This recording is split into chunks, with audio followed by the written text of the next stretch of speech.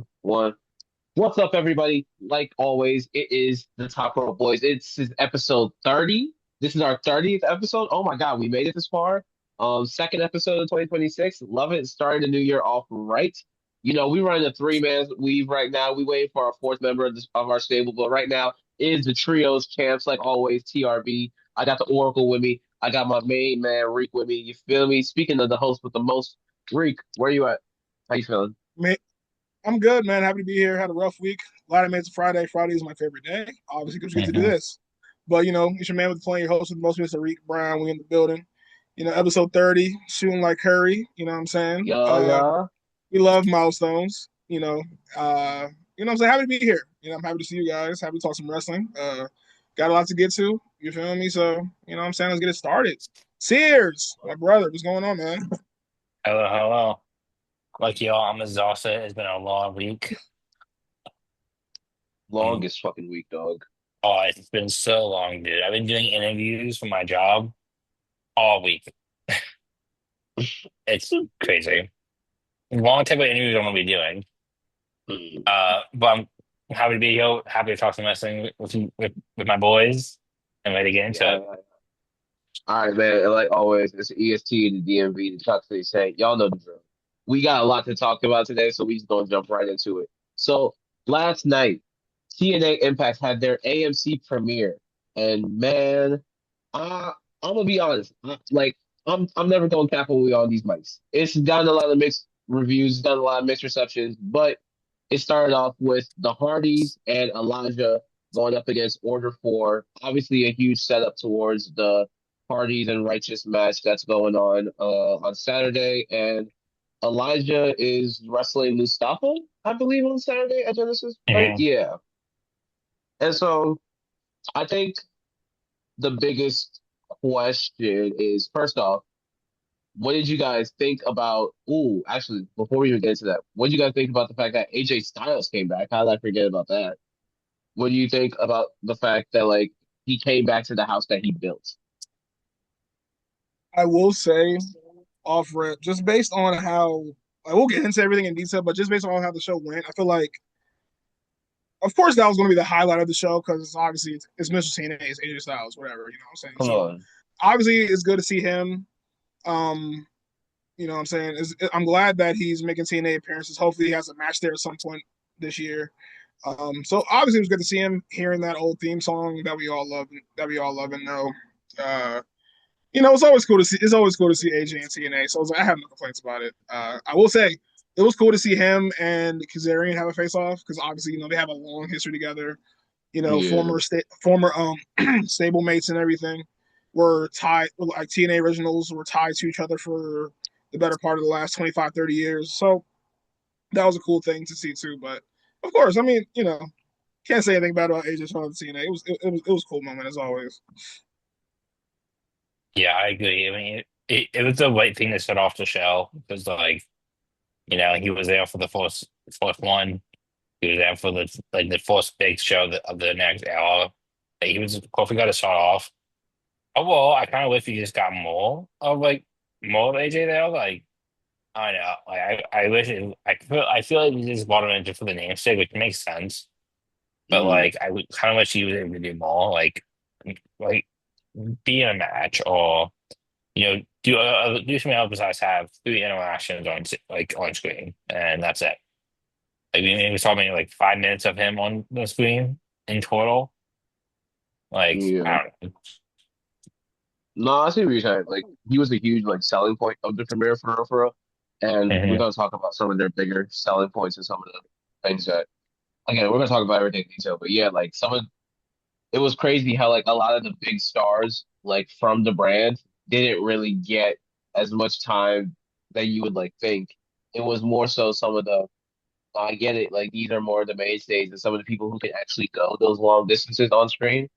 But it seems like a lot of matches were cut short, which is crazy because it ran 2.5 hours and hmm even uh even the main event felt I don't think the main I don't want to say the main event felt rushed because it was still a pretty like enjoyable match. I think they were able to hit all their beats, but definitely started to get a little length. Like not even. like a little drawn out even, especially given the fact that to just jump around here, we didn't get a Nick Nemeth cash in. Mhm. See, I want to say in general, like a lot of things felt either rushed or empty. Obviously, Leon was scheduled to defend the title against Myron Reed on the show, but obviously we'll get to this later as well. But uh, the Rascals obviously signed with AEW literally like the day before, I think, Yeah, so or it was something Mhm. like that. announced on Yeah, Wed. it was announced. It Yeah, it was was announced announced on on Dynamite. So Wednesday. it was announced on Yeah, Wednesday. So literally the day before the event, and of course, like Leon had already gotten pulled for other stuff. But when you have a show, it's supposed to be like a landmark type of show for your company, right? So Mhm. you would have expect. I feel like you should have gave me more in way of nostalgia. I understand that sometimes nostalgia is overused and overdone, but for something like TNA, for a show like that, I thought you had to have that. Yes, like seeing AJ was great. Dixie Carter being there was something, but had to happen. it Cool. was a choice. Mhm. Um, didn't care to see Bully Ray, but he was there. Whatever. Um, but yeah, like a lot of things just felt either like not so much cut short, but just felt like brief. Like it felt quick. Like it didn't feel nothing felt like they got a lot of time to put their stuff in.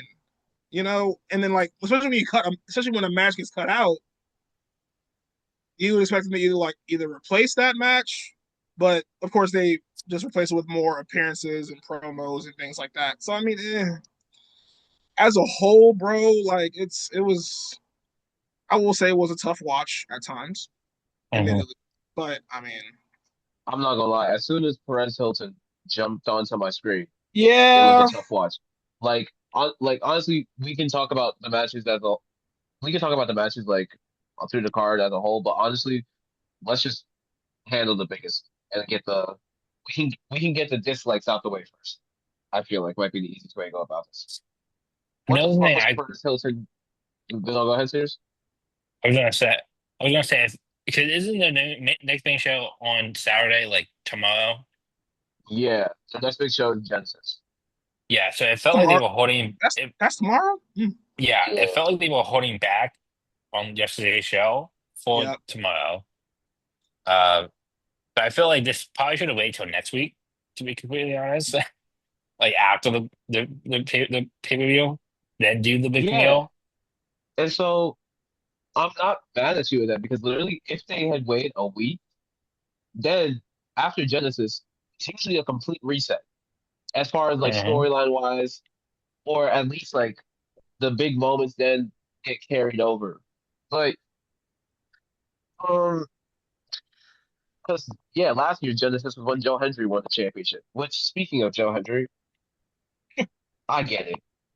WWE took Leon Slater, right? I like it sucks to say because again, he's one of the biggest stars of your brand, and TNA has been getting shafted this whole deal. yeah, But cool, you got AJ.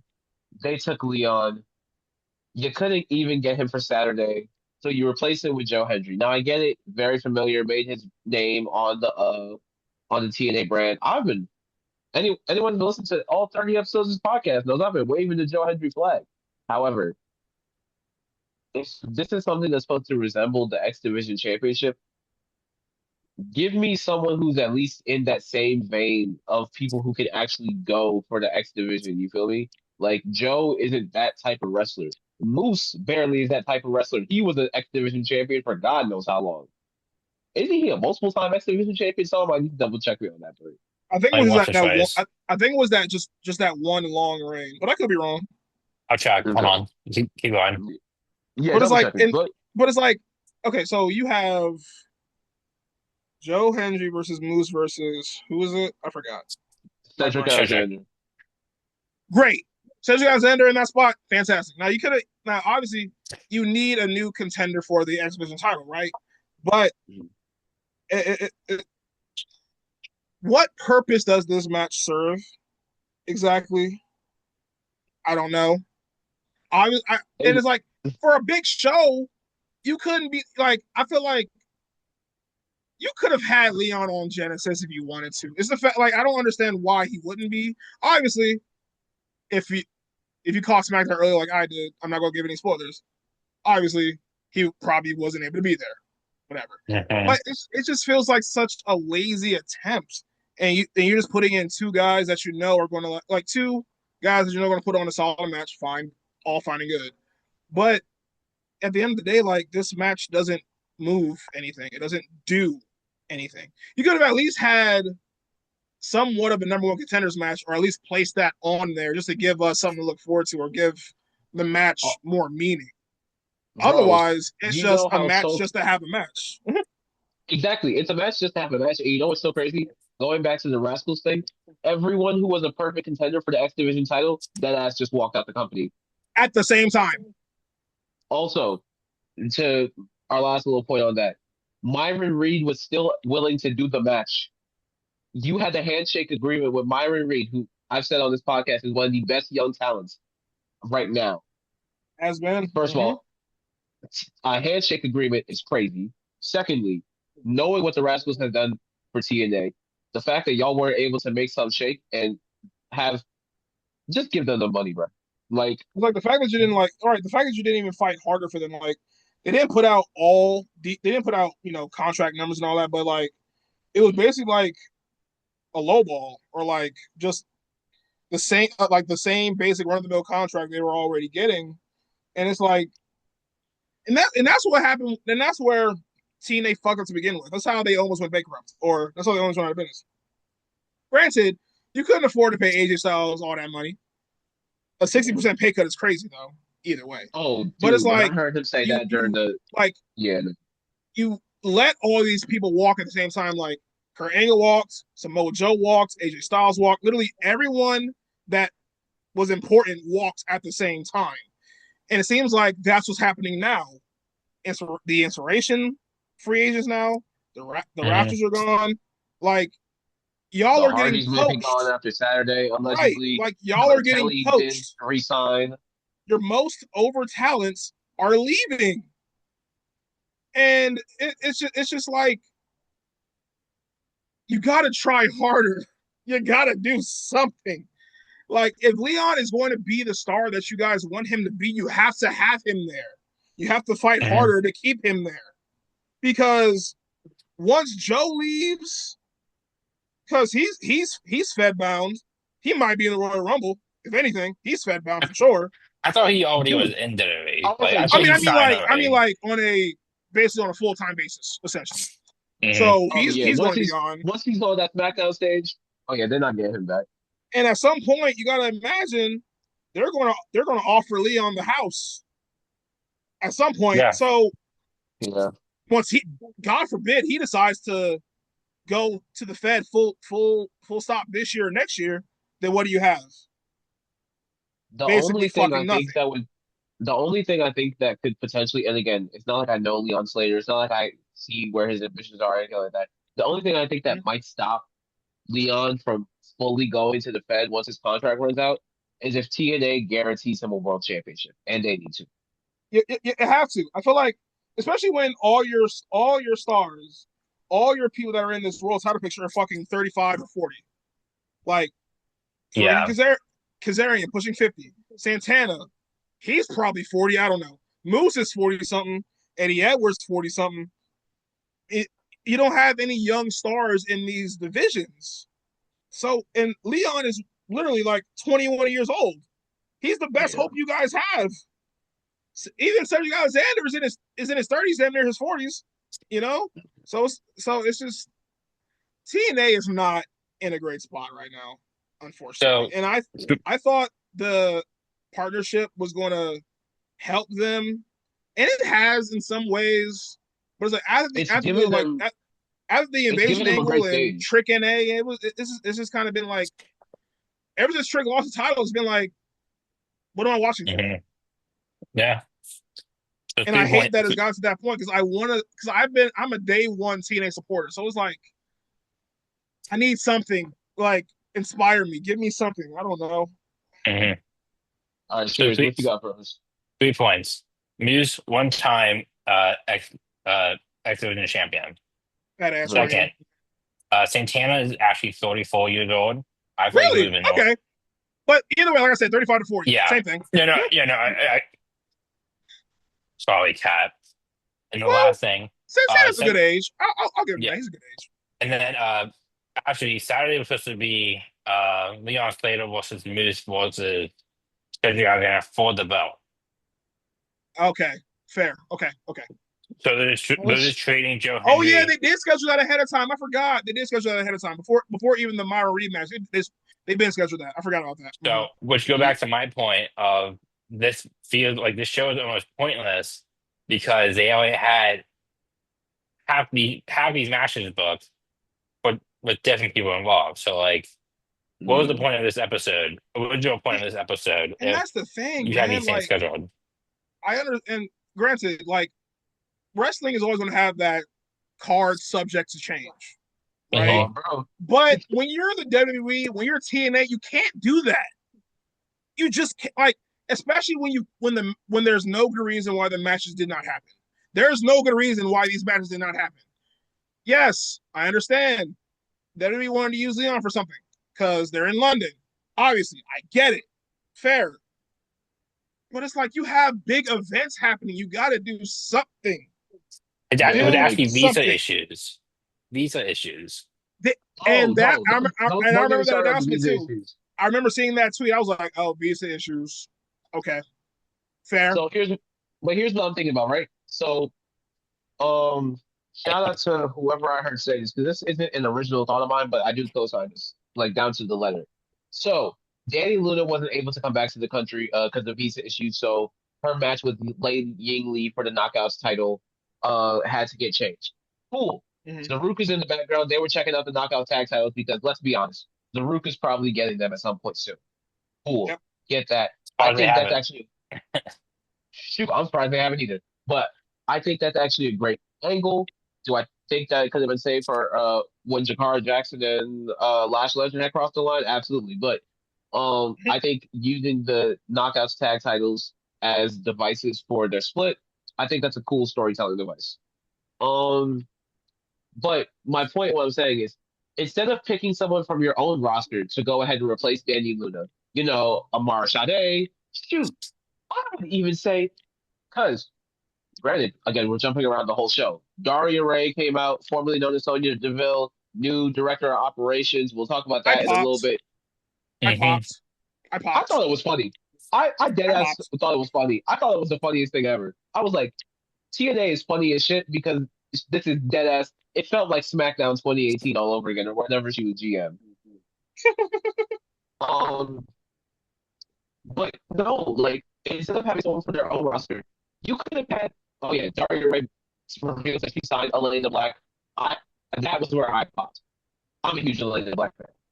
No, that was great. Like, yeah, seeing her back in the ring, I'm happy, so happy.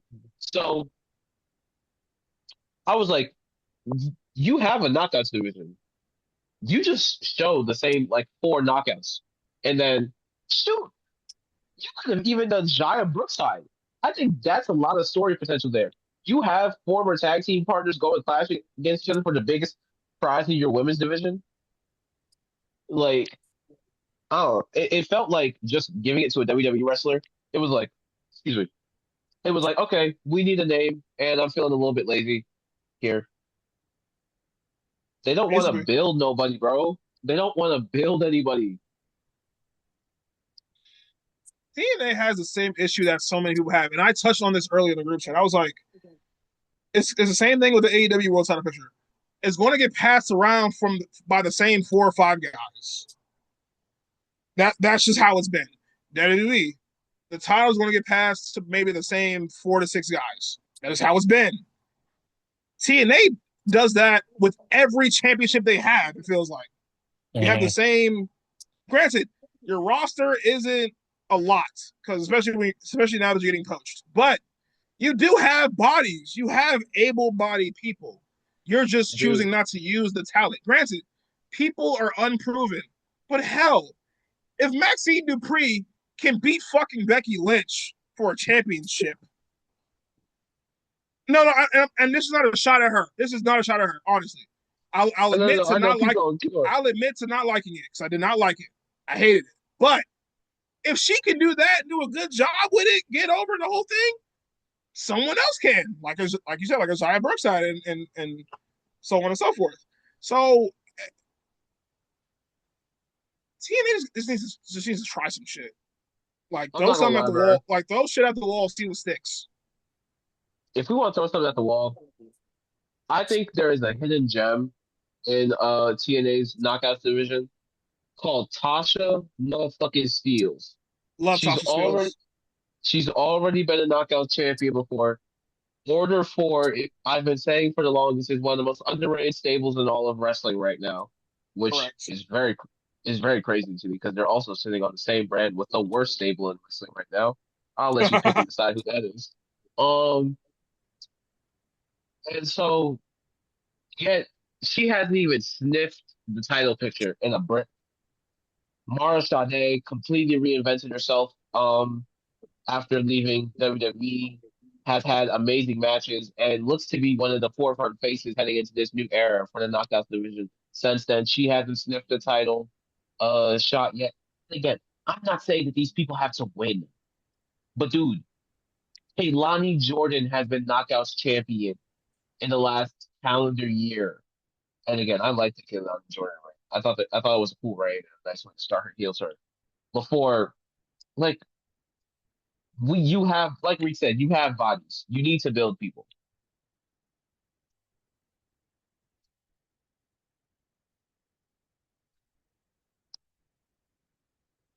Stars.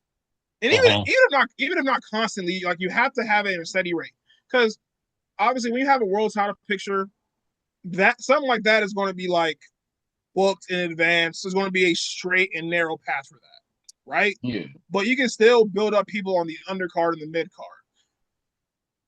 And I understand going back to your most reliable people, people you know are going to do good, but there is such thing as audience fatigue.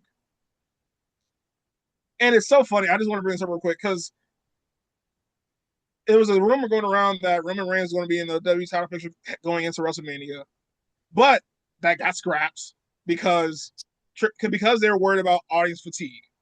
It took them so long to worry about audience fatigue, but it's been an issue in wrestling, period, for so long. Uh-huh. Shoot. Like, I want to see new stuff. Yes, the crowds may not interact. Crowds full of casuals. That's how it is. That's how it's going to be. But still, you got to try. Like, you just have to try, man. Like, I'm tired of this shit. Excite me. Show me something new. Hell, if I don't like it at first, make me like it later down the line. Like, that's the point I of building bring this up stars while you try. I bring this up all the time. In 1999, the WWE title got passed around 11 times. 11. 11 times. Think about how that means you that means you tried in the process to build 11 stars. Some shit may not have worked, but hey, at least that motherfucker tried. Dude, we live in a world where Jack Swagger was world heavyweight champion. This is no disrespect to Jake Hager, but let's I be remember honest, being. It's funny because I remember being there for that. 2010 was certainly a year of all time. dude. It was Like certainly a year of all time for sure. you can build people, dog. You don't need to Uh-huh. rely, and especially when the critique of a lot of older TNA stuff was that they just rely on ex-WWE. Dude, when the biggest names on No, your they brand didn't. are the like, I don't know, man. You got to So work with I what you got, man. so I just checked I just checked the knockout roster. So I was curious. Yeah, Outside of the current champ, they have 19 knockouts. that 19. there's 19. Yep, 19, and some of them are actually big names. Zion Brookside, Victoria Crawford. You have Sasha Steele. I'm not gonna say the one that no one Fuck likes. Tessa Of Blanchard. course, Fuck Tessa of Blanchard. course. I would be so for real. I don't care. I knew who you was saying. Fuck Tessa Blanchard. Keep going. Uh, Steph the Steph that Steph D Lando, Steph Delano. Oh yeah, I fuck with her. yeah. yeah.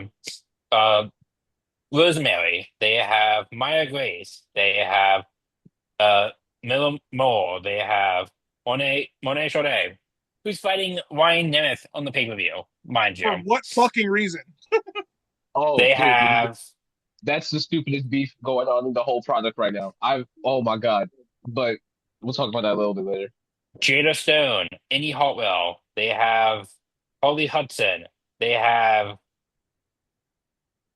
honestly, what they should have done was the Nadia Black be a surprise opponent. But I would have been so fine with that. I would have been so fine with that.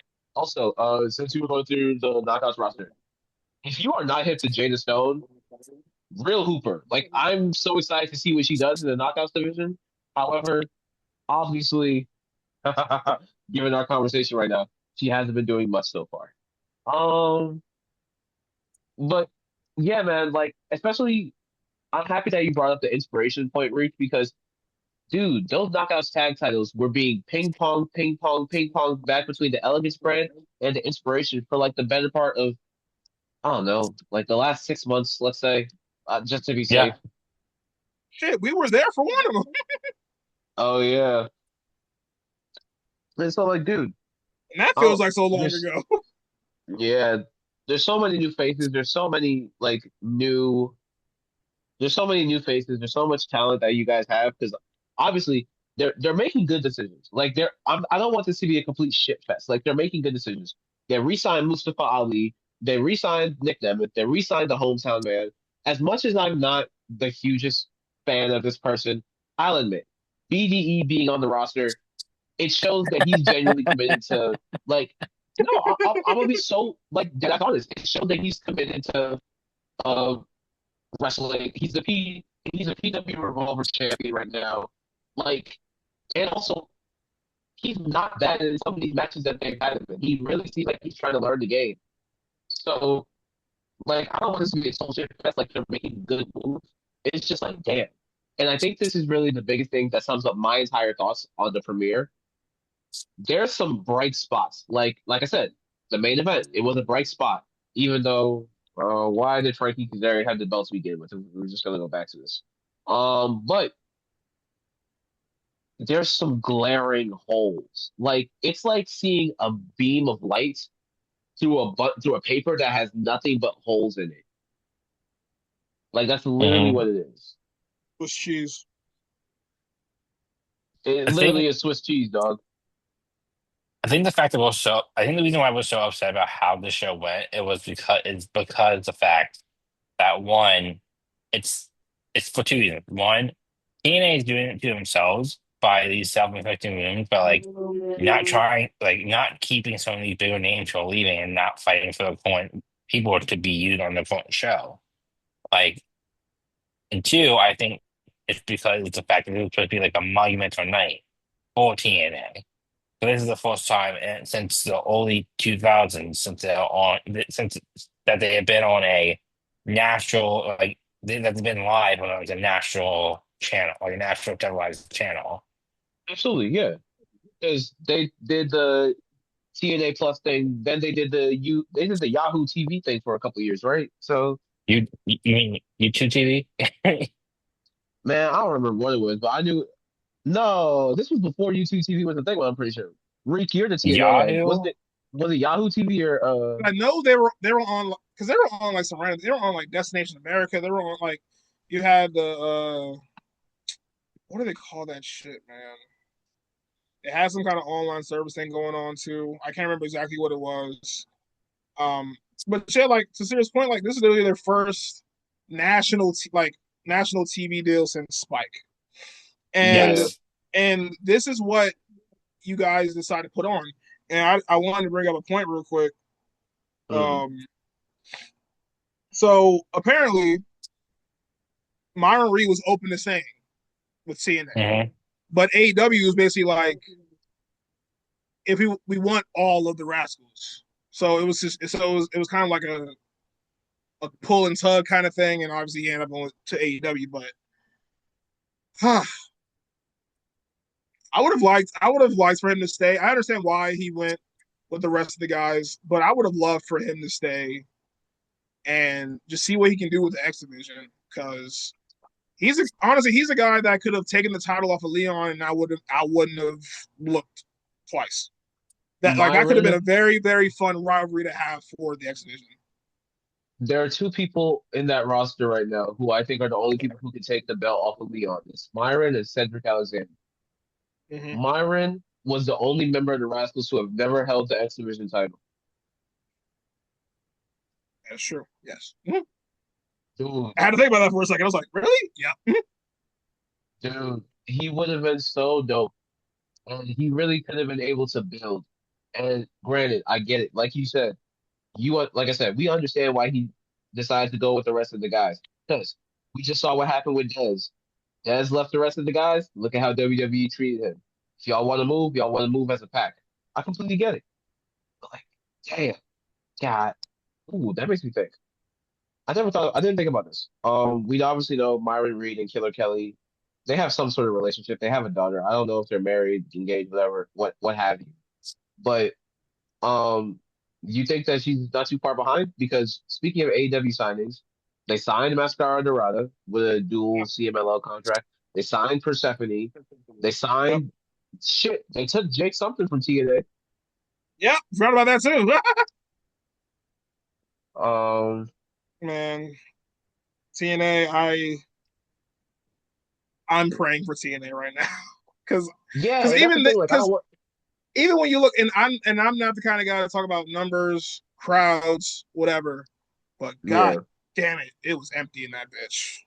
Hmm. It Oh was yeah, empty in that. It was empty in that bitch. yeah. dude. I think the first thing I think because we were all texting during the premiere, and I think the first thing either Sears or Vaughn had said was, "Yo, this shit is empty as fuck right now." Sears, was That that was you? me. Yeah, it was. I Because I didn't he like I saw like the crowd angles, like people like the videos people were recording. I was like, this is shit that people that got on AEW for. Like, my God, Mhm. like, mm, Yeah, like like I don't know. It was just sort of like AMC didn't know how to do wrestling broadcast quickly, but like or just like they didn't do a good job advertising, or like, they picked a too big of an arena. But like that, like it was empty. Like even the camera sides, or the not like the television side were like weren't even that filled. Like I honestly think that like TNA should stick to like smaller arenas, yeah, for now, because like Yeah, they can fill them up. Like in the DMV, for those who are not from the area, we have a showcase arena in Upper Marlboro, Maryland. That's like a perfect size for them. So they've been there before. They do good size arenas. Like and then I know when they did Chesapeake, that venue can't fit that much because it was at the UMBC stadium. It was at the mhm, UMBC campus. So I would guess that joint probably fills like 3,000 max. that sounds about it. But dude, even that joint looked more full than the AMC premiere. Oh my God. Like that, yeah, that was just wild to me. Like I thought TNA was like picking up traction with fans, but I don't know. Maybe they didn't do the job. Maybe I, I we think not the saw as that last happen. I think the last gate they reported was the Slammiversary gate, which was like last May or something like that. And again, I hate being the numbers, but I know they did 7,000 for that. But then again, you had fourth rope stars there. You had WWE stars there because that was when Trick was still champion. Had AJ came back for the first time in years. Um, but man, I want to segue from this being a total like shit on TNA thing, and let's get total down to some. nonstop slander. Yeah, like I always be told nonstop slander. That's funny as shit. But Insane. let's talk. I want to talk about like some of the highlights. Like, I do like the beef between the Hardys and the Righteous. Do I think that the six-man tag match went way too quickly? And also, BDE is a wrestler on the roster. Why the fuck is he out there doing TikToks? Like the TikToks are supposed to be done in the back.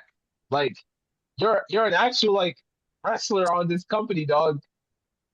Like, if you're gonna be out there with them, do the match with them. Hmm. I guess Yeah, they're I was still so trying. confused. I guess they're like still trying to keep him in character. I guess like because he is a YouTuber, a content creator at the end of the day. So I mean, like it just Yeah. I don't know. It might just be part of the whole thing. I don't know. I will admit, the live guitarist was fire. That was hard. Um, but yeah, the Order 4 match, again, they're one of the most underrated tables in wrestling. I'm never gonna like they don't put on bad matches. They Ever. can make yeah, they don't put on bad matches, but it really just went too short. And then when Agent Zero just started fucking up Elijah and the Hardys, it was like, okay, cool. This could have been a part of the actual match instead of after the bell. Excuse me, if you ask me. Um, then the Righteous come out and they try to save the Hardys and then end up fucking them up. And I'm like, the Righteous is a great new addition to the TNA roster, and I could see them taking the belts, but the motivation behind this whole storyline is kind of shaky to me. Like, Extremely. it reminds me of who's the villain from the first Incredibles movie, the one that grew up wanting to be Mr. Incredible and then ended up being turned around. Syndrome. That's what it reminds me of. Yeah, it reminds me of Drone. No. My name is not Buddy. No, because literally they're saving the Hardys and they're looking like Jeff, Matt, we got you. And then all of a sudden a switch flips and they're putting a lock through Jeff Hardy's ear game. Which was wild. 'Cause I definitely thought he was about to kill that eel. Like, Wild as fuck. oh Same. my, oh, I thought the shit was gonna tear. I was like, that oh my eel God. was, that eel should not move that far. I remember when Randy was fucking with his ear in that Hell in a Cell match too. Oh my gosh. Wait, like Oh Jeff, yeah. like calm down, my Jeff be doing it guy. for the love of the game, man. Jeff just love the game. Bro, that's why he's the GOAT. That's He why love the they're the game. He GOAT. love the hustle, man. Um, but no man. I think that Santino and Daria Ray segment, believe it or not, that was one of the highlights of the night. Like Yes. I said, it was like even though I laughed so hard when Daria Ray was announced to be the new director of operations, like I laughed so hard. I was like, okay, this is funny. This is like that was my version of a pop. Um, and then I know Reek is gonna kill me for this. I didn't think the Kazarian and Mike Santana match was bad. Like, No. The match wasn't bad at all. No. The match wasn't bad. Don't get me wrong. Because I still highly respect the abilities of Kazarian and Mike Santana. So I ain't gonna say that. I ain't gonna say that. It's just like that's your world title picture, bro. Like I'm not. I don't know. no, it did, especially given the fact that we got no cash in. It did make me think, okay, so what the fuck was the whole point of Frankie Kazarian's reign? Just so he could go and fight JDC? Oh, speaking of JDC, let's talk about this. Um, I'm so sorry. I'm gonna sound like a dickhead when I say this. JDC is probably having the most random retirement tour in all of wrestling right now. Yes, Brother, it, bro. Like I said the other day, I'm not trying to diminish anything he's done because I was a fan of his. Love the Fetish Police, love Fandango, the whole thing. But what have you done, brother? that is like they're treating crazy. it. No, they're treating him as if he's like this multiple time world champion who did this, that, and the third. Your biggest accomplishment, granted, it's a big one. Mhm. You beat Chris Jericho at WrestleMania, and that was in 2013. What Oh, the hell have you done since? yeah. Um, Respectfully, which, oh with man. all due respect, it might be a case where it's like he's a very respected figure, does good guy, the whole thing, which is great. That's fine. I'm sure he's a great guy. But it's like, dude, like I'm not gonna get emotionally invested into this at all. Yeah, it's when they announced it, like, because I think they announced that that was his last match the same week that Dez came back. So that must have been like mid-October, because it was after Bound for Glory. Like, dog. Okay, so you give us 2 months. This has no story build, and then he gets one. world title shot, which I'm not gonna lie, that match I was not a fan of. Like genuinely was not. Um, and then it's like, okay, my last match is Saturday. Bye bye. I'll show up next week though to announce who's gonna replace me in the system. What the fuck? So, Vaughn!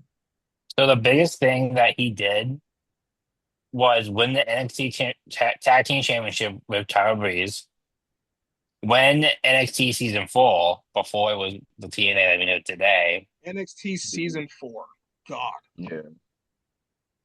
And then I guess you can say he was according to Wikipedia, he was number 59 on the top 500 single wrestlers in the PWI 500 in 2014.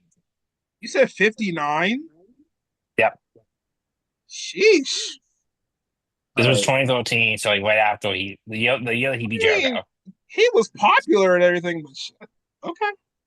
Oh, and Fair. he got his name but got his name over with the fans.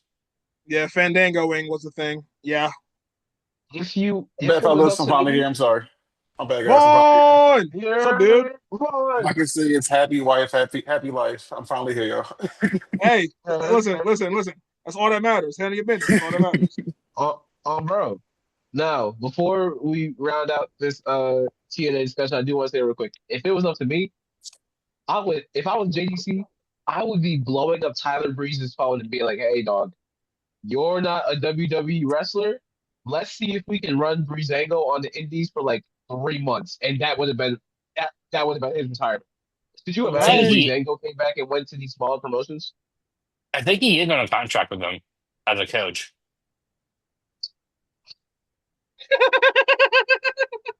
Just He's looks under so some sort of contract. irritated. He just He's looks under so some irritated. he's under some sort of contract with them because he's allowed to do up down down. But I think he's the coach of the Performance Center. But I can fact check that. I know he writes for NXT. I know that he probably does some behind the scenes stuff as far as like producing and things like that. But I'm also very firm on the belief of if you are not showing them as actual wrestlers and putting them on TV, they should all have a Shayna Baszler situation where Shayna is literally producing NXT but can still go wrestle on the indies. Because what the fuck are we doing? I thought that'll be a Okay, fair. hold on. I got this pulled up. Okay, hold on. Go ahead. So as of this is from December 17th of last year for 2025. Uh-huh. Uh, he appeared on a interview, giving credits to where we get our information from. This is from Yahoo Sports. Going on Yahoo Yeah. Sports, he went on an interview on Real Appreciation, uh, on how and he talked about how his WWE signed him to a non-wrestling deal after the initial release in 2021. Mm-hmm. And this is coded by this is he is coded to say the following.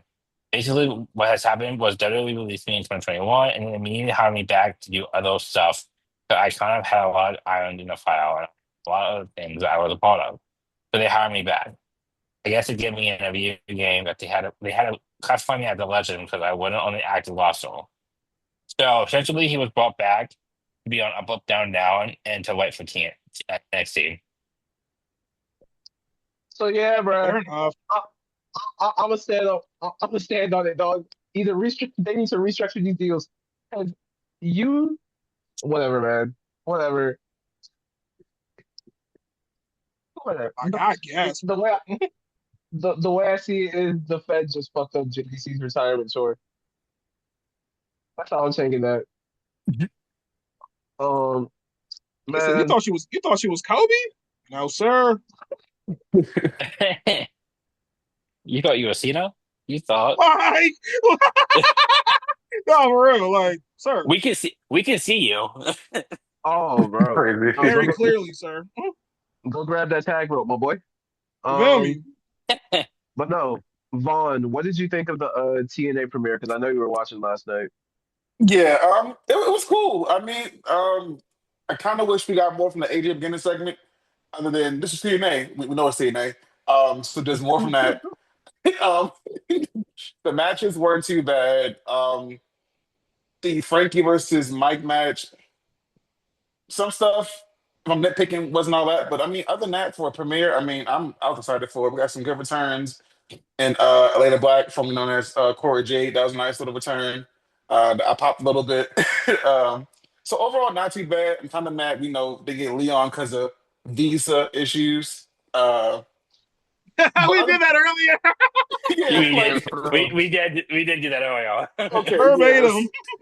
So I mean, other than Just that, fun. it was a cool show, and so I'm excited to see how they progress in this. But I mean, not bad, not bad. It was solid. It was solid. Just, you know, Because like this visa issue. the The Fed is Fed said, "Come posting. here." The Fed said, "Come here. Come here. Come I here. mean, come here. Come here. I'm gonna Speaking need of the that." Fed, though, um, so I don't know. Real quick before we cap off, Impact, are we all just of agreement that Nick Nemes is probably cashing in on Saturday? Yeah. Yeah, Oh no, when I Yeah. saw that he was the special guest referee, I was like, yeah, it's over. That's such a setup. That is Oh, you such an mean obvious setup. you mean the thing they didn't show on TV? Like Dude, the last 4 minutes of Impact was literally the two of them staring at each other after Mike won the belt back. They say that the rematch has to happen on Saturday because that's in the clause. Cool, fine. We've seen that before. That's But still then weird to me though. they but then they say that Nick Nemeth is the special guest judge and it's a Texas death match. Since when the fuck were either of them Texas deathmatch wrestlers?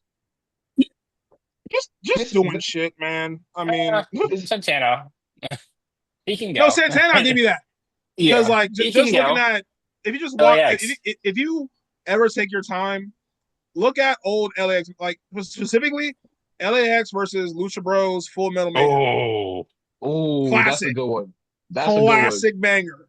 So Santana, yes, fair, got you there.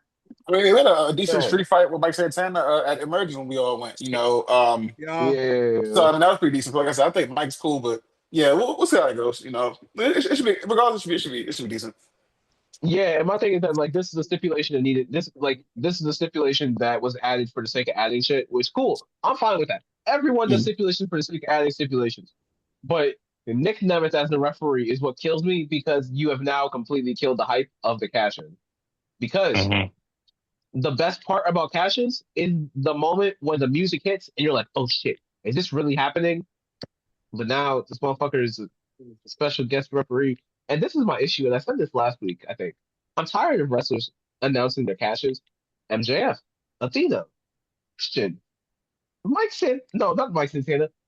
Nick Nemeth. I need y'all to stop it. immediately actually. Yeah. that's like a good guy thing to do, and you just said all heels.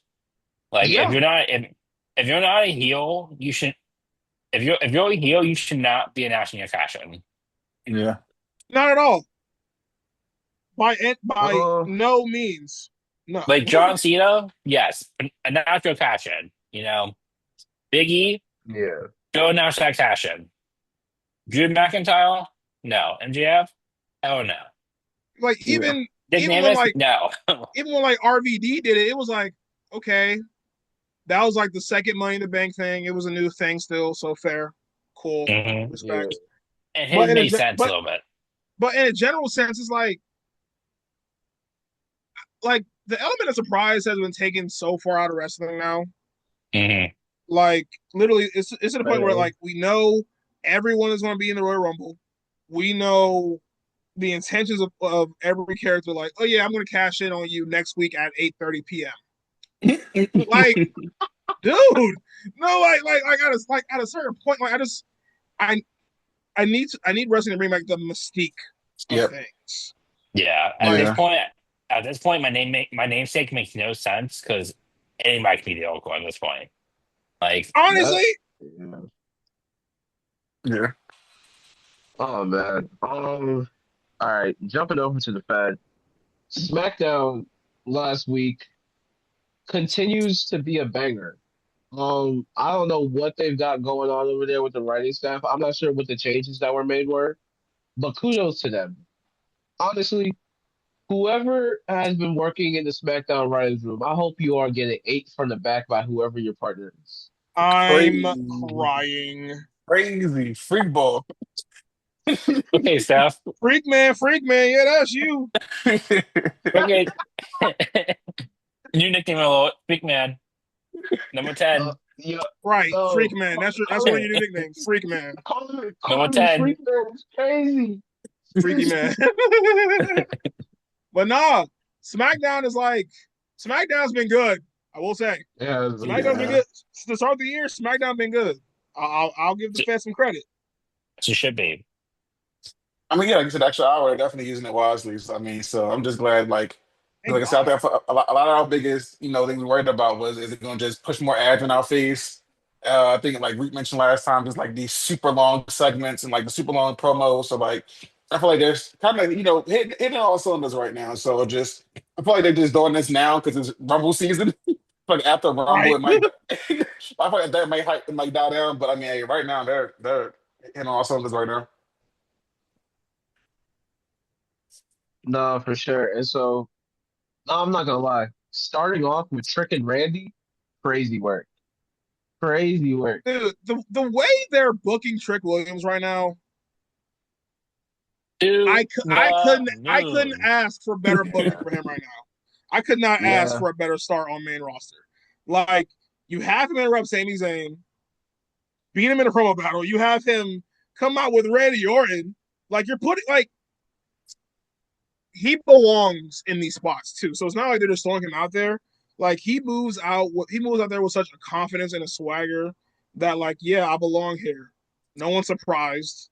Mhm. And like if you in if you didn't watch Trick Williams, like I have since day one, basically, like he Hmm. does. Like he's overcome being basically Carmelo's side piece to becoming basically bigger than Melo is right now, like world champion, multiple time NXT champion, the whole 9 yards. Like, and now, like, he's basically in the world title picture right now, off Yeah. rip, and it's not shocking. It's not out of place. It's not, So I'm loving everything Trick Williams right now. Shout out to him, dog. It's SmackDown Dude. got them one. SmackDown got them a And, good one. and it's the fact that if you had asked me this like maybe a year before something like that, I would have been like, oh, he still needs some refining. He still needs some work. I can see it going. Now, it's amazing what working two brands will do for you. It's Or amazing. tell you, Yeah, So that's nah, why because I'm like I also don't know. You go ahead.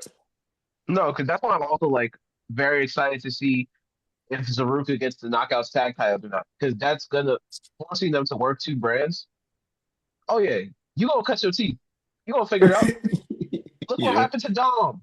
Dom was working three brands in 1 year in 2023. okay. Yeah.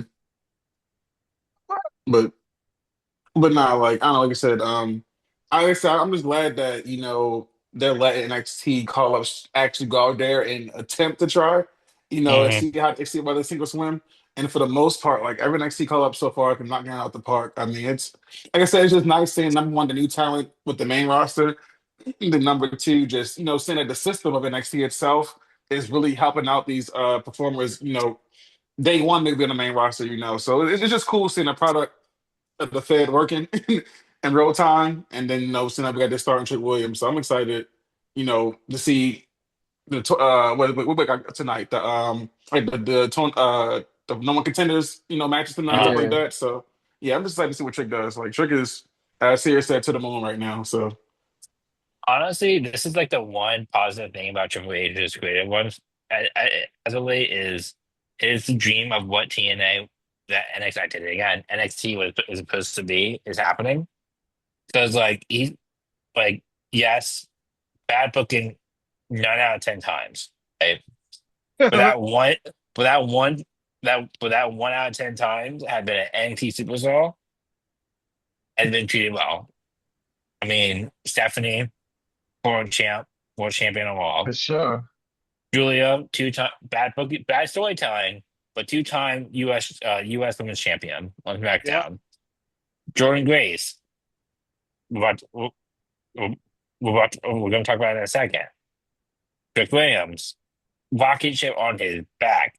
Kamala Hayes getting pushy to roles now. Braun Biggle, Yeah. one of the biggest stars on Raw. Like And I mentioned Ova, Oba, who's in the cut. Yeah, I'm gonna oh say. my Oba, Dude, when He Oba ain't even finally showing up decided yet. to Oba, show up, his Oa is only on a tier of his own, and he hasn't even made an appearance on the main roster besides Saturday main event. Javon Evans, like hello, like this, like Triple H knows how to treat the main NXT call up play, unlike his previous people. So this is his 1 out of 10 times so far. He Yeah. can only go from here mathematically. man, I'm just so happy for bro. Like, I really, really am. Hey, Oh, hey Glass man. Legend. Forgot about Glass Legend. Oh, Glass. Yeah. Mega look, push. man. My wrestlers are black. My wrestlers are black. My brand is blue, and I'll be goddamned if my rims ain't too. You feel me? Yeah. Hey man, like it's looking real. A lot of wrestling like us out there. Once we get to NXT, we'll talk about that in a second. But man, like it's looking good for black wrestlers this year so far. Bro. Wrestling's Like, for I've never who? been so Sorry. happy. Yo, for real. Never been so happy to see Ray Phoenix lose until last Friday, dog. Because, like,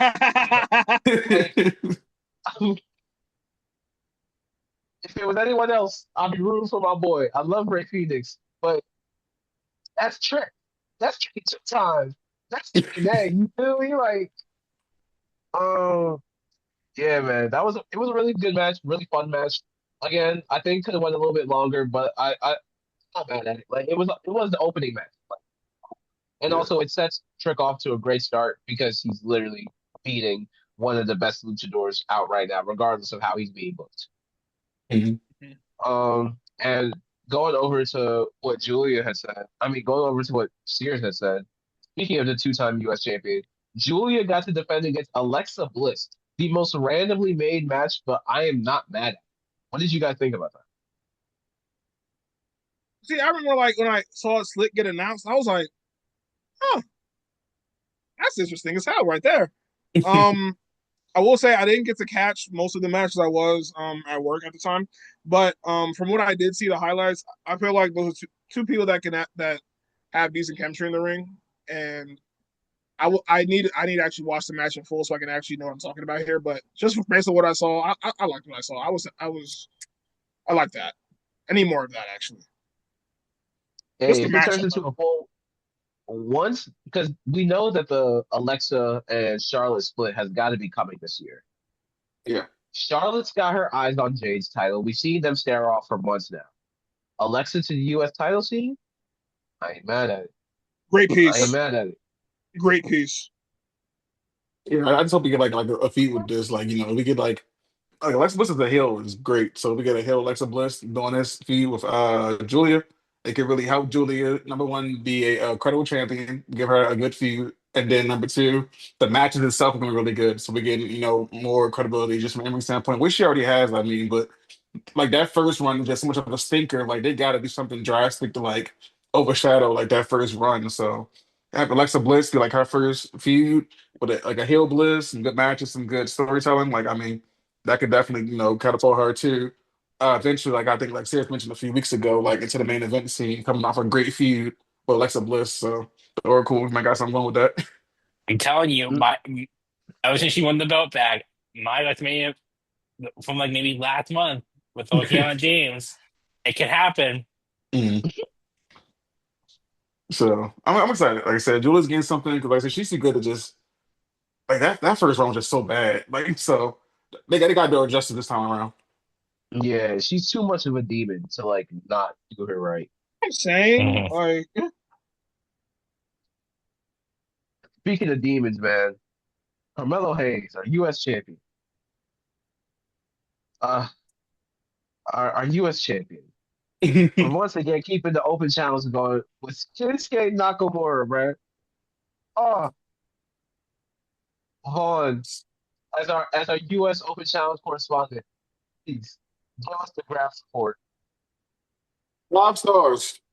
You know, forget a David Meltzer. Jess Vaughn gave it 5 stars, man. Like you got Yeah, go ahead, go ahead, run my 5-star rating, please. Go ahead, give me that. Oh, bro. yeah, like you got Shin, great in ring stuff. Melo's been great in ring stuff. Like that. I guess I don't know, like the US Open Challenge since day one has been great. I hope they keep it going like honestly all year. Great spots. I like how they had a storytelling with Melo overcoming, being beaten with the I think it was the knee, I believe. So have him overcome the Yeah. knee and like put on overcome victory that way. Um, I would say it was just great storytelling, great match. Just everything about those two in the ring had good chemistry to the point where I want to see them run back again somewhere down the line, whether it's a feud. We keep everybody throws out there. That's a seven. I definitely want to see Shin and Oh, Carmelo again. But man, our boy oh, Melo is holding it down with the title, man. So I'm just glad our boy give is finally Melo getting another his best of shot. seven. Yeah, like I'm glad Melo finally getting his shot with the title, and he's getting booked great. He's looking great every performance, and like I'm still liking how they're doing the stuff with with Johnny as well. So, like I said, I have no complaints, like none at all. Like, I mean, the Open Challenge has been perfect since, saying what it back, a couple months ago. So, for me, it was perfect. No complaints. Yeah, and I would say like for Shinsuke, I'm glad to see that he still has it, can still go in the ring, like, Hmm. because I do kind of hate that he's reached kind of like gatekeeper status. And when I say that, I mean like, so in MMA, when you're known as a gatekeeper, it's like you're like a test for a new contender or up and rising superstar, right? Hmm. Mhm. So, um, I don't want to say he's getting fed to the young talent or whatever, but it's like the fact that he can still go at a high level with these younger guys without missing a beat just shows a lot. So and just goes to show like how great Shinsuke is, and the fact that he can still be a useful asset in the title scene at any level is like amazing. So I love Shinsuke. So it's like I'm happy to see that, and then seeing Melo able to like just just going through the list of opponents Melo has gone through, like Braun Breaker, obviously, Johnny Gargano, obviously, Shinsuke Nakamura, obviously, and so on and so forth. Like the different types of guys he's been in the ring with, and the fact that he's able to have a good match no matter what kind of style is required of him, Hmm. and that just shows how good Melo is. You know what I'm saying? So like Vaughn was saying, like it was perfect. Like, I have no complaints about that at all. Like fantastic match, easy 5 stars for me. One of the best matches of the early cycle of the year so far. Definitely one of the best TV matches of the year so far. So, Yeah. Yeah. for sure, great stuff going on there. The U.S. title scene is golden right now, I would say. Hmm. Dude. And then again, we were talking about Jordan Grace a little bit earlier because of her call up. So she finally debuted and had her first match on SmackDown against Alba Fire. Again, we were talking a lot about matches that could have went a little bit longer. Just 5 extra minutes, man. Just five. Like this is Alba Fire, dog. People forget her NXT UK run when she was cooking. Yeah. Yeah. Mhm. People forget she's a hooper. Yeah, like, man, she's so good. He's really file. You know. Just- like you But said, no, like giving that more time would be great. yeah, and I think the way how they were able to establish Jordan Grace as a dominant member of the women's division now, the stare off with Jade, like I said this on this week's episode, the rundown, the Juggernaut and the Storm facing off against each other, that just sounds like an X-Men comic, dog. Like, It does. dude, that would be a crazy match. Whether it's TV or PLE, make it happen, Captain. Like, especially Mhm. because Jade needs bodies. Yep. Jade needs bodies. Okay, let's not feed Jordan So, Grace now. Hold on. Let's not just feed Jordan Grace. oh, I'm gonna say feed Jordan. I'm saying let's make this a feud. Let's make this a full Yeah. blown Yes. feud. That's what Okay. I'm saying. Like you can't keep saying I'm that bitch. You got to prove it at some point. Like I'm trying to Shit. beat Nichin and B-Fed, like That's what I'm saying. Like, step your game up, man. Like, you ain't beat nobody yet, respectfully.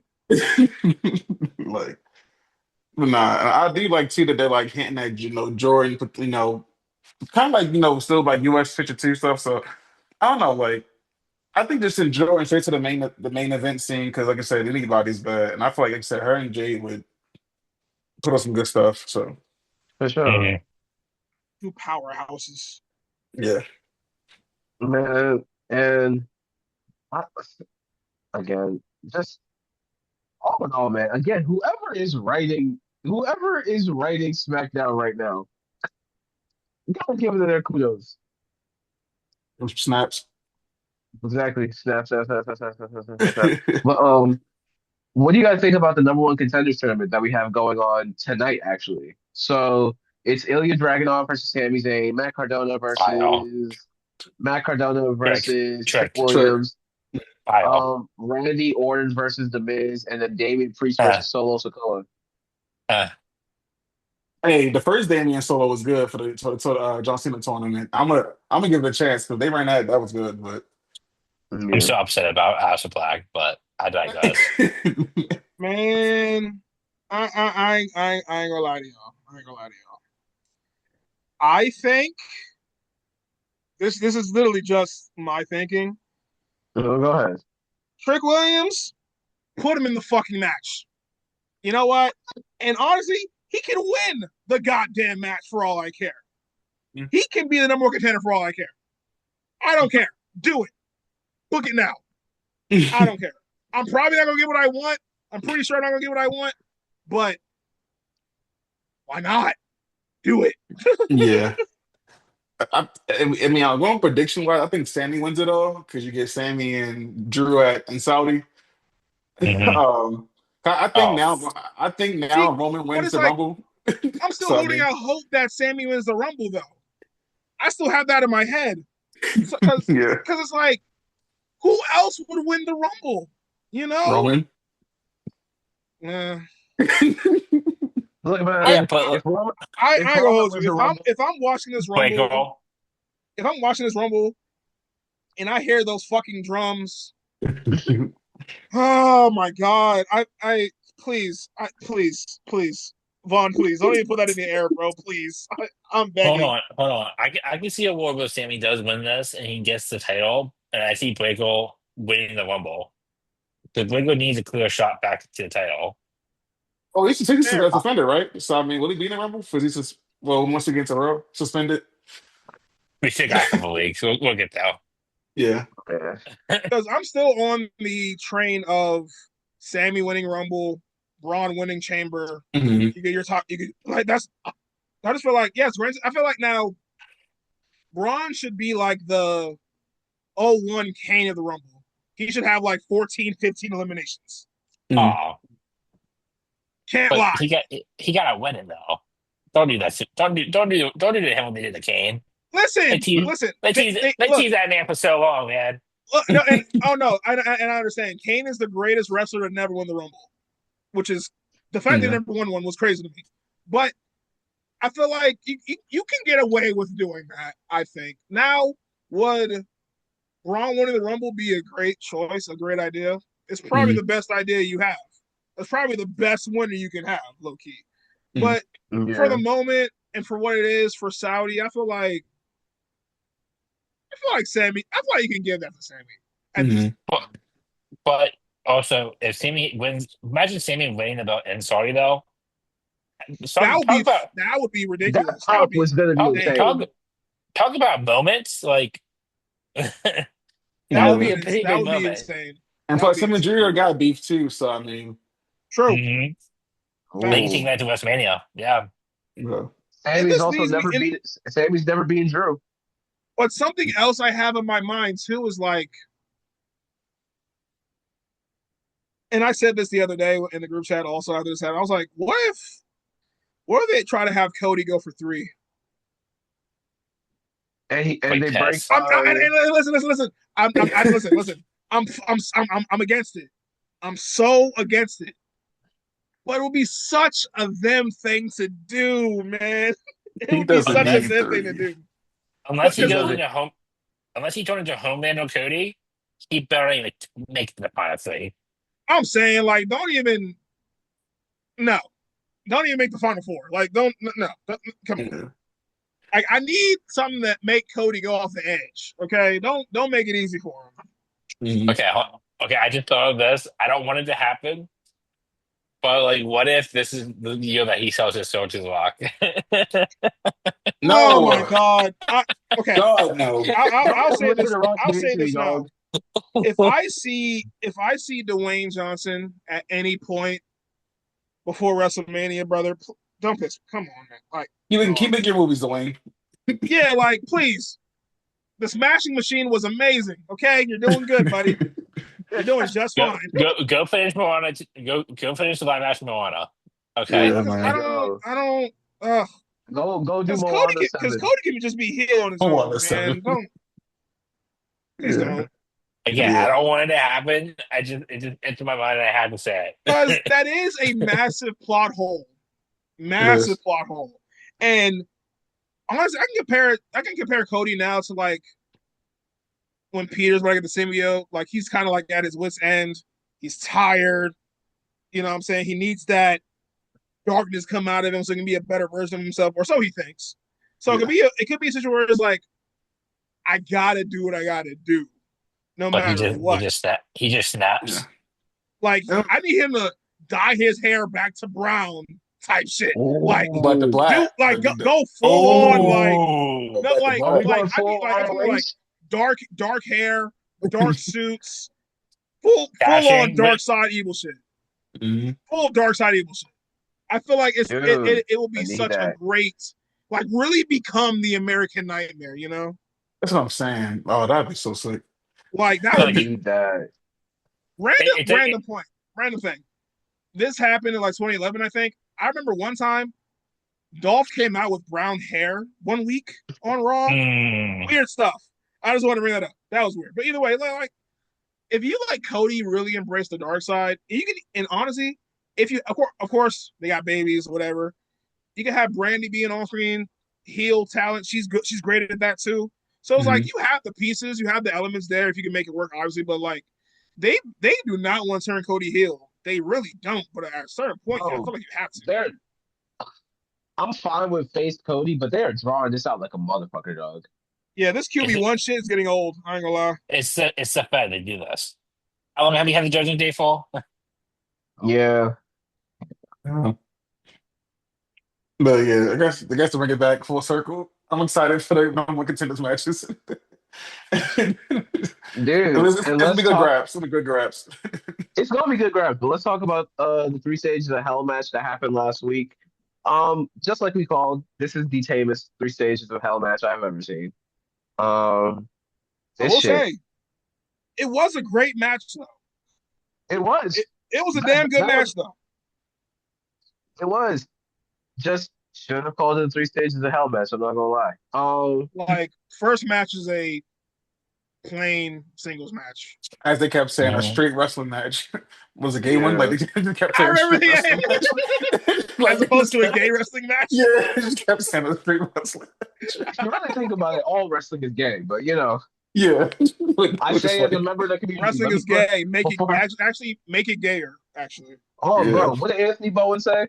Oh, My goodness. shit, make it So gayer. yeah, that straight wrestling match. I don't know. It was good. Like the storytelling in the matches were good. We had some great spots that I didn't think we were gonna get, especially they in took that each Look, cage other to the fucking match. limit, dog. Mhm.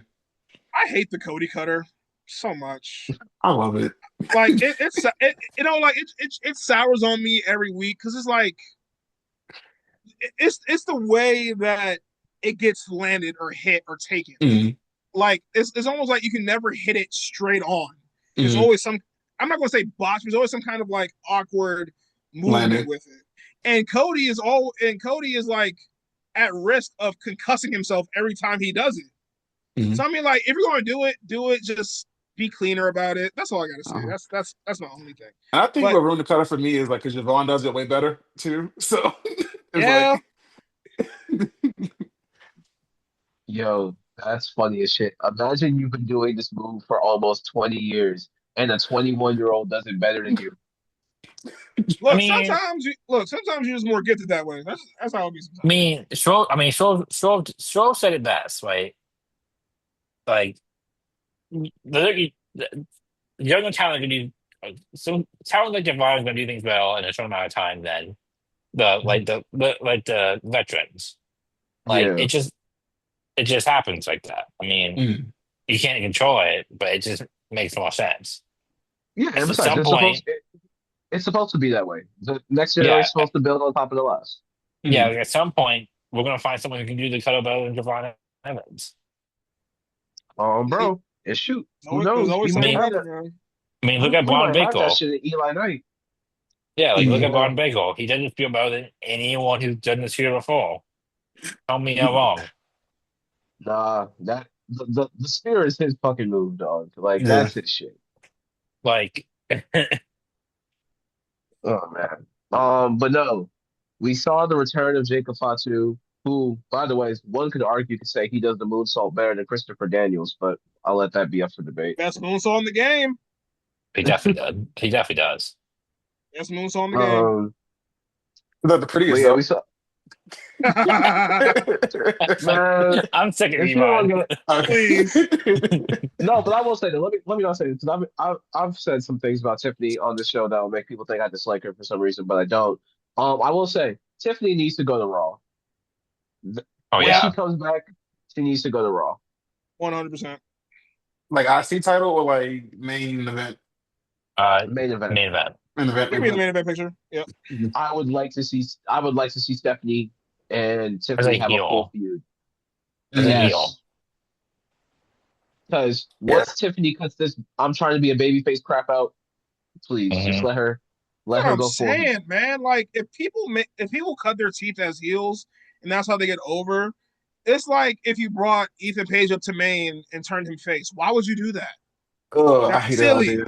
I hate That's that idea. silly. That's stupid. Now, there are heels that are beloved by the crowd. That just happens. Like like Kevin Owens, for example. Hmm.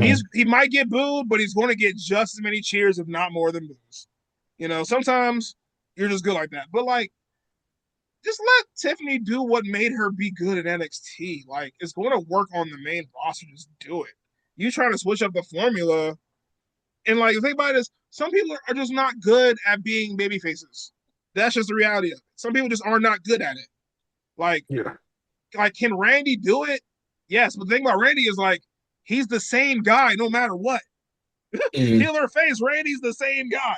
He's going to Yeah, RKO everybody. It doesn't matter. So I mean, Mhm. you ain't lying. some people can't just seamlessly go from heel to face like that. Like, Hmm. I don't think Tiffany has the chops now to be babyface.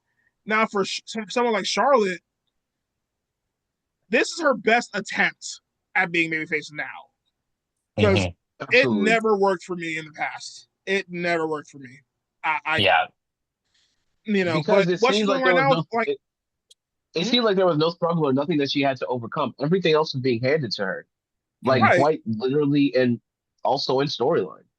And it's like, you come out crying in a promo, want me to feel sorry for you? Ma'am, No. you are a 14-time women's champion, okay? Total of Or, one of the greatest of all time. yes, Yeah. you're one of them ones. Won the Rumble, all this other shit, like, greatest of all time. Hmm. You know what I'm Mhm. saying? Like, and I'm okay with you being like, I'm just better than everybody else. Because I hate to admit it, you are. Yeah. That's just what it is. Like, I don't give Charlotte credit for shit, but she's the greatest to ever do it as far as women go. So I mean, it just flaunt it. Be that. Be an asshole. I Mhm. love a good heel. Just do it. I might like Charlotte more. Just be a heel. Yeah. Hmm. Um, man, But no, but no, back to Fox. Back to Jacob Fox too though. So Jacob Fox 2 comes back, obviously, attacks both Cody and Drew. As he's beating the shit out of Cody, Drew slips out. Thank God. Yeah. Amen. yeah. Y'all Finally see my background? wins. Y'all see the background? Come Finally on. wins the title for the You stop first getting time in front of a screwed. live crowd. Thank God. Well, I lied. For the first time for more than 5 minutes in front of a live crowd. Right. So Yeah. yeah. Like, he was actually able to like hold it, doing inches with it, the whole thing, yeah. I'm so happy for Drew. Now, it does look like the reign's going to be short, but I ain't going to worry about that right now. I'm going to take my victory while I have it. Mhm. Oh, bro. Drew McIntyre won the title fucking finally after like I think they said like 9 straight title match losses. Yeah, something like that. So I'm happy for My him. boy He was was able to, getting and home. he was able to go home with it. When they were doing their tours over in Scotland and the UK and all that good stuff. So I'm I'm extremely happy for him. Shout out to Drew. Yeah. Yeah. My I question is, I I'm very in and out on that ending. yeah, I was Uh, going to say about the ending. uh, Like, what do you think is next for Fire 2? Like, after that, because it's, I don't know, it was Oh, just random. he has to be in the main event scene. Like I would he has assume a feud. to be I would assume a feud with Cody at least. same. Like he has to be the main feud for Cody now moving forward. And also, as far as the ending, Drew could have beaten Cody clean. Very easily too.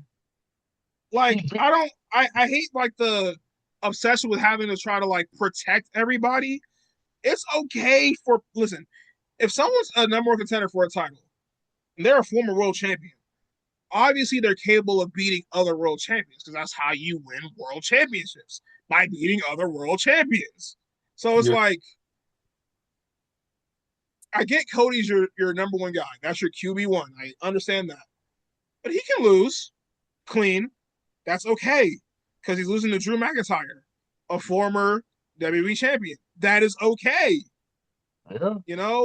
And Jacob, his return seemed very like shoehorned into there. Like you had to have a reason to do it.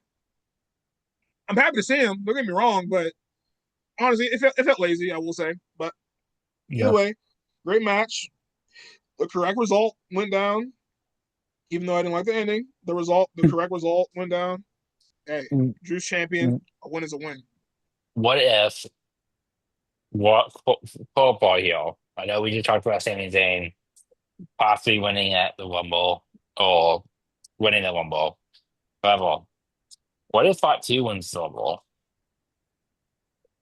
If Mm. Jacob wins the Rumble, I will be very surprised. Like And this quite literally. and That's a this sets damn up a good dark horse, though. and this sets up a triple threat match for the title at Mania between the three. See, and I was thinking too. That's another direction you Ooh. can. That's another direction you can go. I would say Mhm. like you can do like if you wanted, you can do like Cody versus Jacob at Saturday Night's Main Event to kick that off, or whatever you want Mhm. to do with that. Do that, Yeah. start that off, and of course Drew defends at Rumble successfully. Cool. So that's the direction you can go. I feel like that's the direction they will go. I feel like you have to do that at some point. Have Fatu destroy Cody Rhodes, like destroy Cody, take him off screen till like Chamber, right? Mm-hmm. Have him go into the Rumble as this threat. Have him win the Rumble. Have him the next night or the next SmackDown challenge Drew McIntyre for the belt. And like they spend most of the season butting heads going at each other. At some point, Cody Ooh. would come Wait a back, minute. kicks both their asses, and like insults himself into the picture. Kind of like honestly, there could be it goes to lead to his heel turn post Mania. Mhm. Have him insert himself into the title picture to make it a triple threat for in the main event of WrestleMania. I fought to win because this is his crowning moment. If this happens, Mhm. fought to win, pinning Cody. You have Cody taking the pin? Yeah, I Listen, think this no. that Listen, I'm in on this right now because like if you want to make a new star, you got to go for hmm it. Yeah, that's fair. Pinning Cody, like how I feel like Jacob pinning Cody, I think will do for Jacob what I think Braun beating CM Punk would do for Braun. Like yeah. it will send them so far. hmm Mhm. Like it will like if Jacob were main event of WrestleMania, Jacob Fatu pins Cody Rhodes and wins that title. You have your superstar guy for the next 5 years at least. You have your new I'd Like like to Samoan for the remind next five years. you just made a new star. Easy. Yeah. That's hmm And besides, as one hey, superstar Samoan hey, is out the door, another superstar Samoan can be coming in.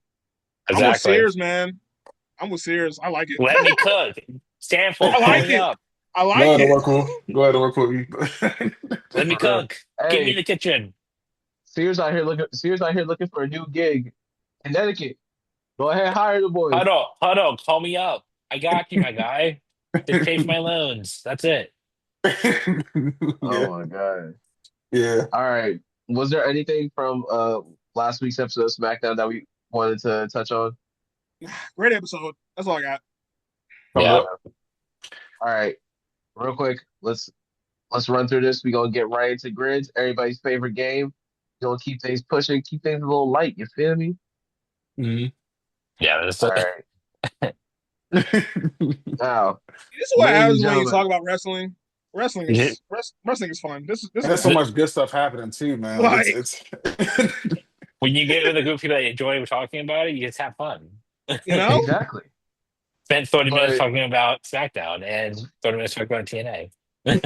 oh, bro. But no, ladies and gentlemen, this is the part of the episode where I tell you guys if you're listening purely on audio, please switch to video, whether it be YouTube or you switch to the video version in whatever app you listen to your podcast on, Spotify, Apple Podcasts, what have you, because you're gonna want to see this. Wrestling Grid is a daily wrestling challenge featuring a 3x3 grid. We're filling out the columns and rows with wrestlers that meet the criteria. Now, gentlemen, are Challenge you ready? ourselves. We should let's get challenge it. ourselves. I was gonna say, do we want to go hard this time? We should challenge Are we ourselves doing for the it? I one mean, for the one time. For the one time. For the one time. For the one time. We Can we have do? to. I thought we Can we gotta do do it it for the one once. time?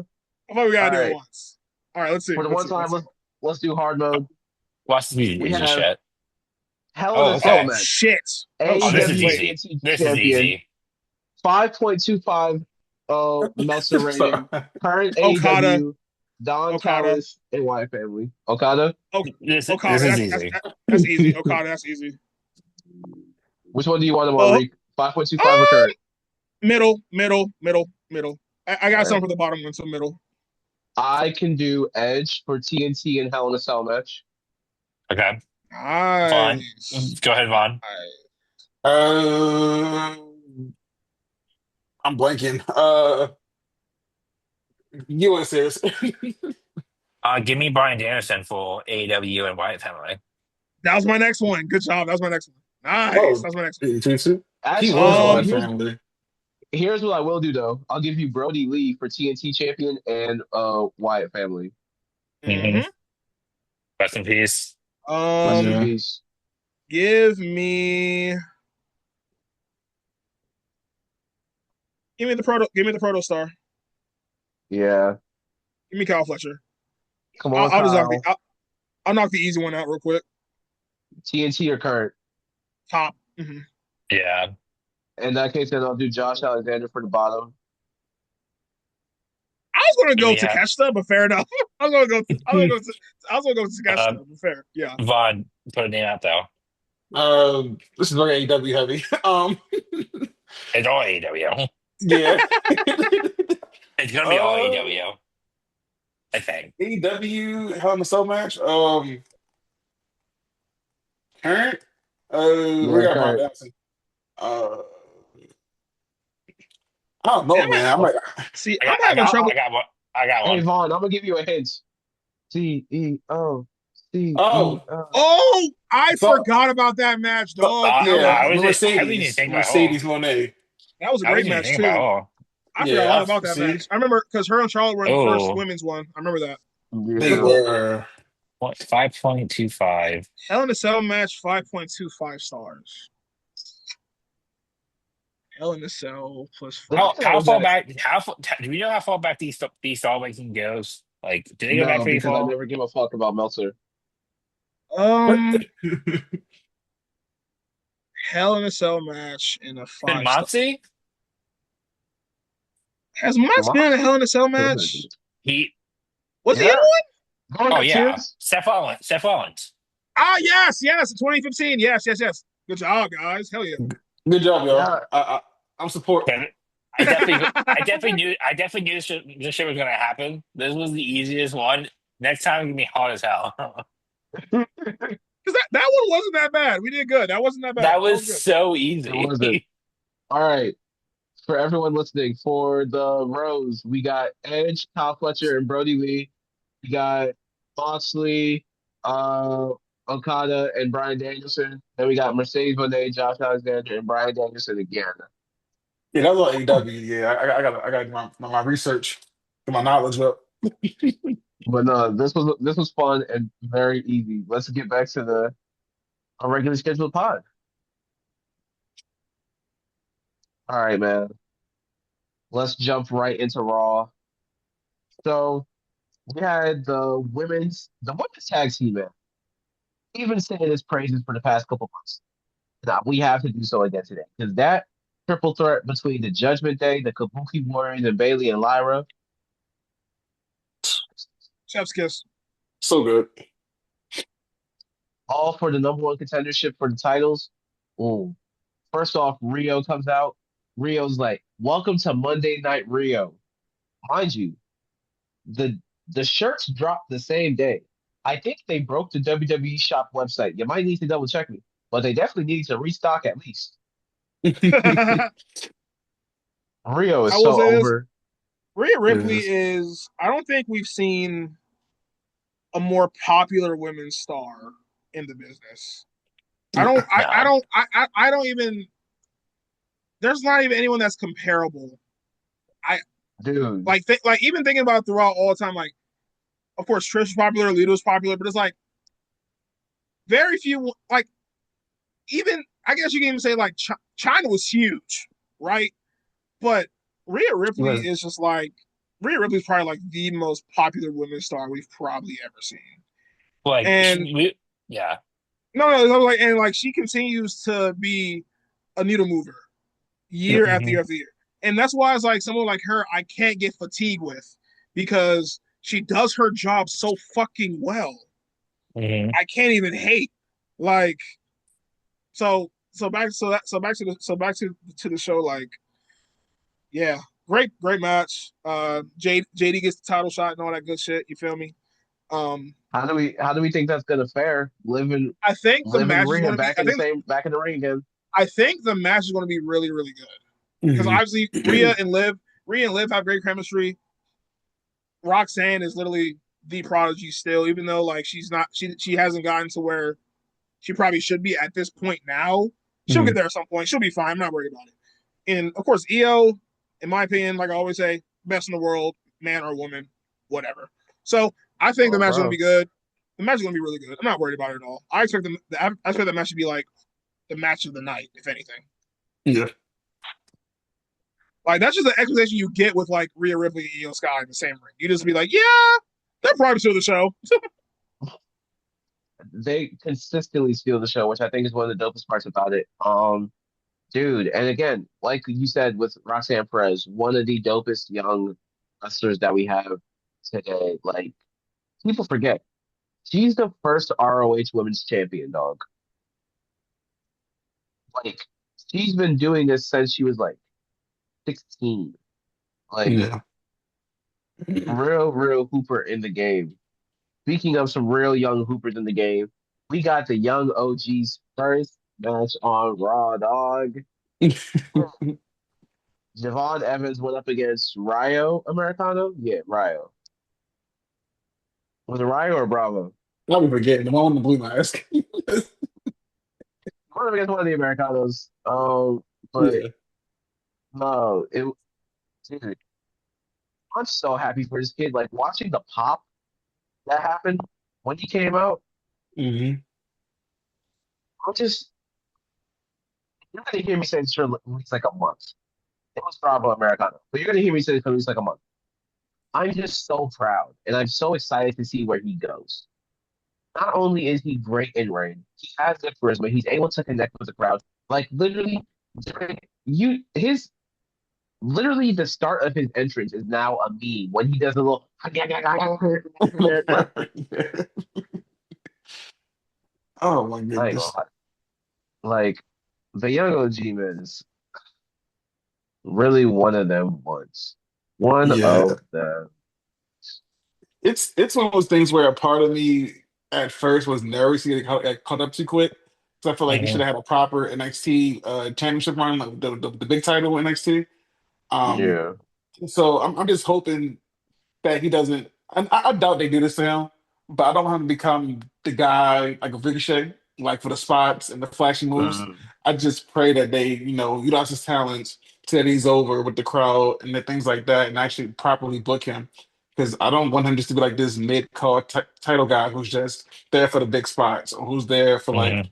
the quick, highlight to put on the social medias. Like he deserves yeah. proper feuds, proper title runs, and a proper push. So just don't do Javon dirty. Please don't do Javon dirty on the main roster. Please don't.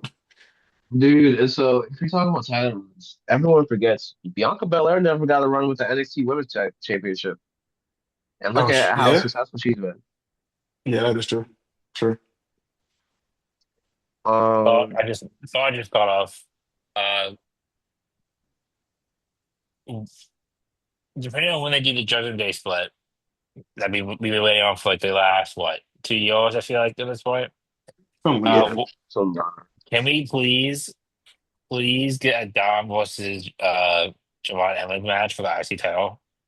Oh, I need that. That Need feud was so that. much fun. That was such a fun Maybe feud. maybe Raw after Mania, maybe at Mania, please. Yeah, I think need Javon with that. the IC title would be like a young Shawn Michaels for the IC title, you know? Mhm. Oh, That'd be such that a fun feud. Hey, bring back the Oracle's white strap cooking. while you at it too. Might as well Ooh, bring The back Javon the white white. White Strap. strap? Might as well bring back the white Ooh, strap title. Might as well. If you want, that would be that would fire. look that would look fire, yeah. That would look great on him. Mhm. The white strap. Oh, man, such a classic look. I can't even lie. But dude, speaking of which, actually, Sears, you want to go ahead and talk about what's going on behind you? Because that was one of my favorite moments from Raw. Oh yeah.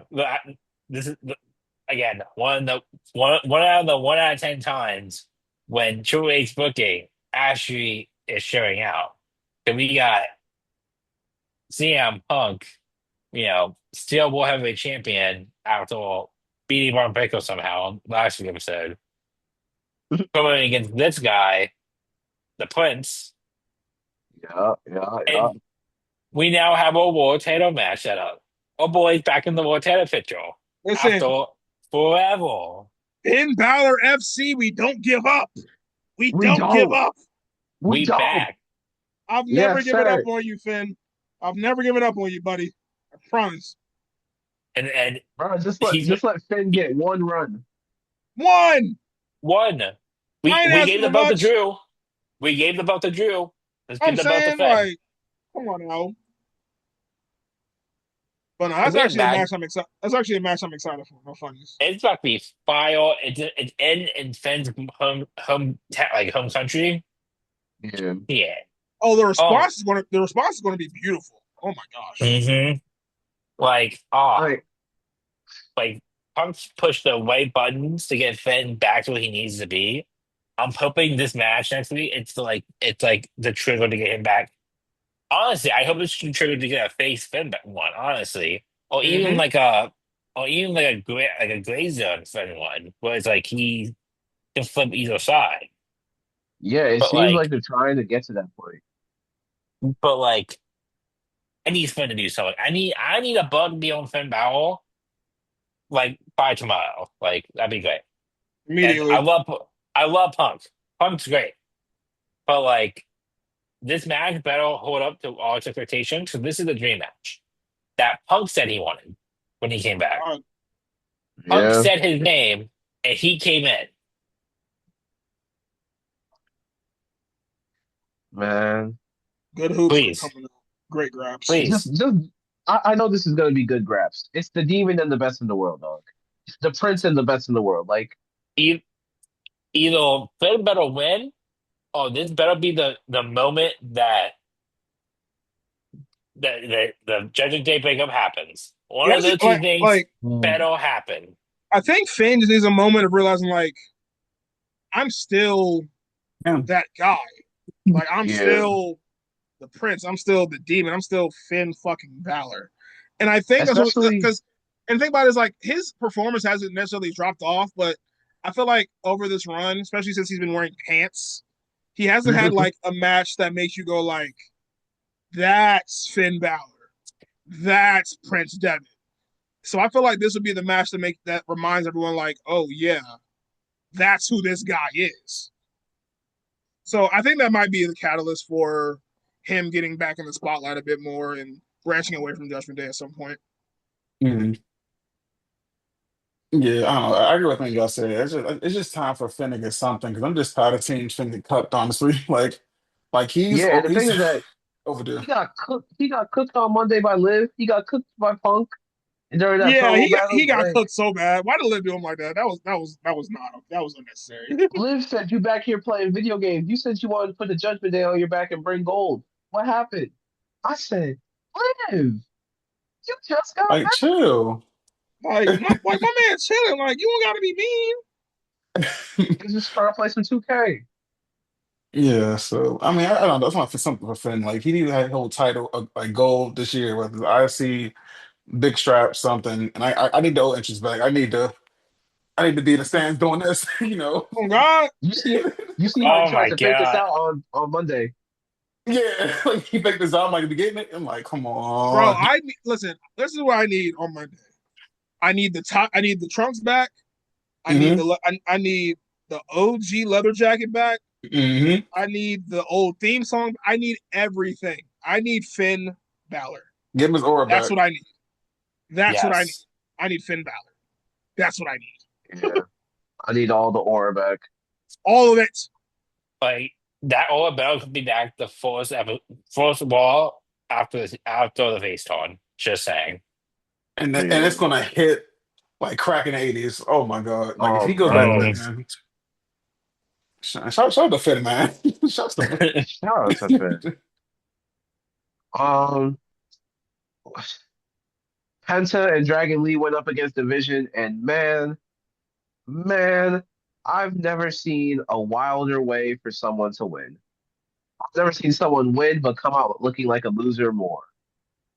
Like y'all know me, I love Penta, I love Dragon Lee, but even after they got the win, but well, they didn't even get the win for a pro. They got disqualified. They won by disqualification because Braun Breaker decided to pop up and start spearing everybody. That motherfucker, dude. Adam Pierce had to come out.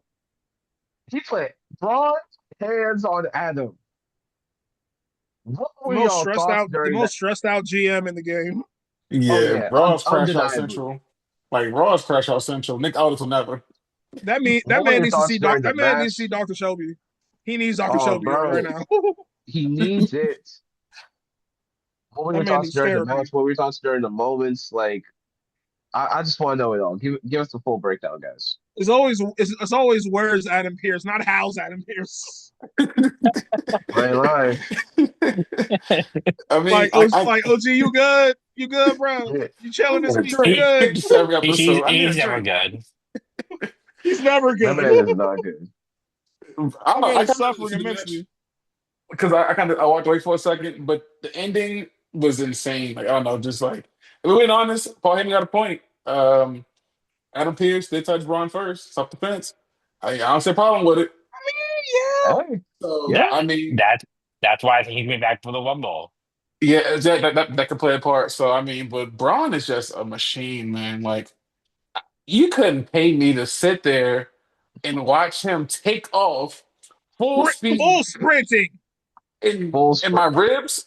I'm like, nah, like that's insane.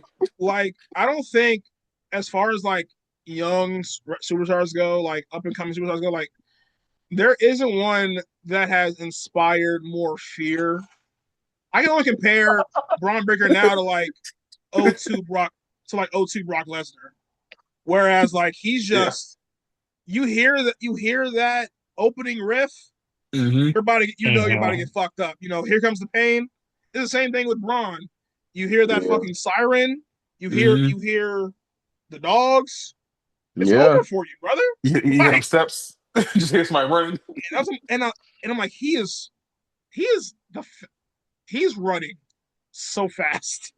So fucking fast. Like that fucking drone shot That's was crazy. fucking that shit was insane. I know everyone on that locker room is wishing that the Ravens had never fired him. Hey, y'all need a fullback now? Oh Take yeah, him. oh yeah. Hey, The we need Ravens are a linebacker, some edge rush. Like, Ravens are He definitely would be regretting that right yo. now. No funny. Braun Breaker would be a hell of an edge rusher. like, That would be Bro. an amazing edge rusher. You're but telling me that he was just played running perfect. back? He He was a played fullback. running back? Yeah, running Shit. back, fullback. Yeah. Shit. Oh my god! Shit. Imagine him now. Forget Derrick Dude, Let's Henry. go, he'd be a man. monster. Oh my god! That fast, that big, that strong like that, man. Oh yeah, no, he can score all the touchdowns he wants. I'm not touching him. You can't pin me enough. Even with Like, you can get all the protection you want to give me. I'm not touching him. like Yeah, I'm that's he's a putting it the playing lie. opposite like way. I imagine he's like he plays like Cam Scatteroo. He just runs into you like Head first. head Yo, first, just like that's crazy. funny. Oh yeah, That's it was funny. great. It was great, and I'm glad they got Bronson still getting his stuff off with the tsunami and stuff like that. So I mean, I'm just glad the division looks strong at the end of it because, like I said, division. I feel like each week it changes like how I view them. So I mean, Mm-hmm. Yeah. Um, this week they definitely came off looking strong as shit. yeah, I think that Sears is kind of right. I think that somehow, some way, we're gonna get Braun in the room. Like you can't have the room without.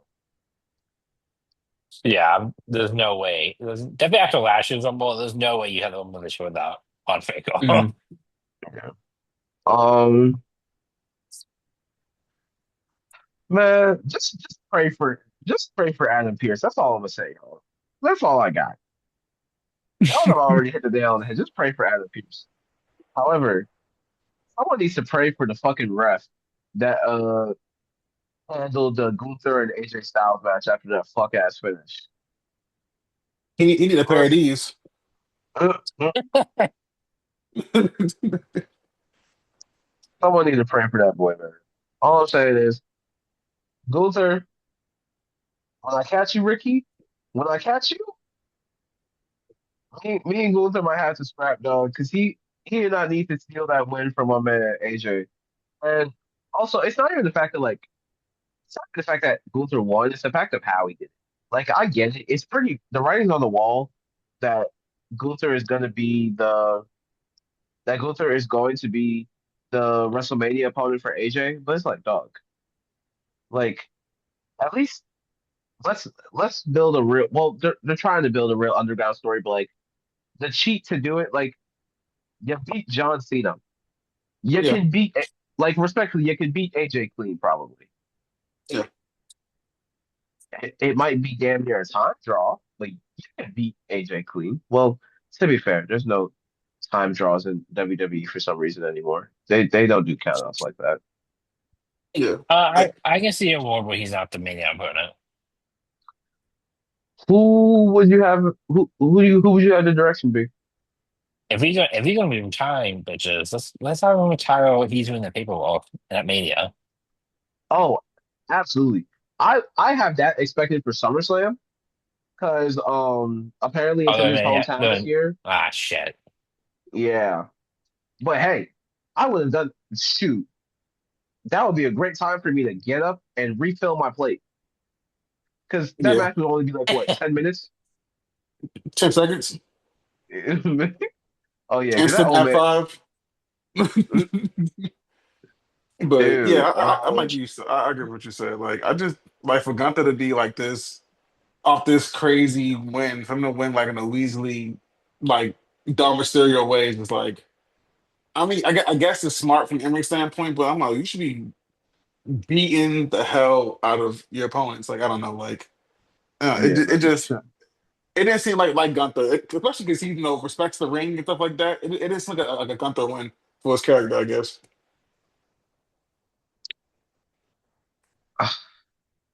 Yeah, it just especially when your whole thing is like the ring is sacred. Like, Yeah, why the it's fuck are we just making you a cowardly heel? It doesn't make sense. Like it's very conflicting. Hmm. But I guess they want to make it like clear and definitive, as if it wasn't already that he is a heel. So I don't know. yeah. But Um, overall, solid. yeah, overall super solid episode. Yeah. Should we jump into NXT? Hmm. All right. Mhm. So after Obafemi vacated the NXT title last week, this week on this week on NXT, Ava came out to address the future of the title, and of course, we now know that there's going to be a ladder match for it. Ava had everybody in that motherfucker trying to figure out what the fuck was going on with that title, dog. Like everyone from Evolve was there, NXT was there. There were even people in the back from like LFG that Hmm. was showing up in there, which is typical for NXT. But hey, my thing is that they announced three new signees. Eli Knight, who, if you're familiar with reality of wrestling, or maybe you saw him in the speed match against Tavion Heights, you know he is a hooper.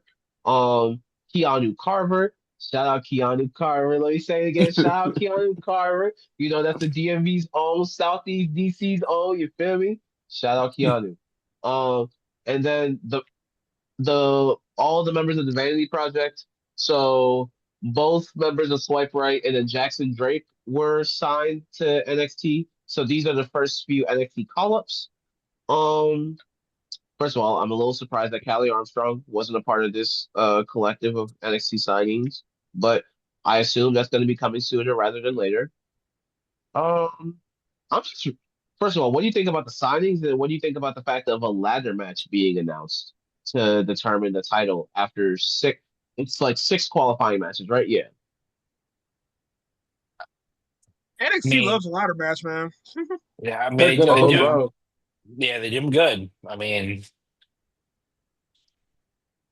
I mean, with I don't know with the call ups like we got with any project. I think I mean they're I'm ready for NXT. I mean, like is that more depth to a dead tag team division that's trying to like rebuild itself with the Vanity Project? You get a great person to insert straight into the main event scene. And I'm blanking on his name. Oh my goodness, you just said it. Oh my god, Eli. no, the Vanity Project. Oh my god, I'm blanking. Oh, Jackson Drake. Yeah, so a Uh, guy like him that can be inserted into the main event scene right away.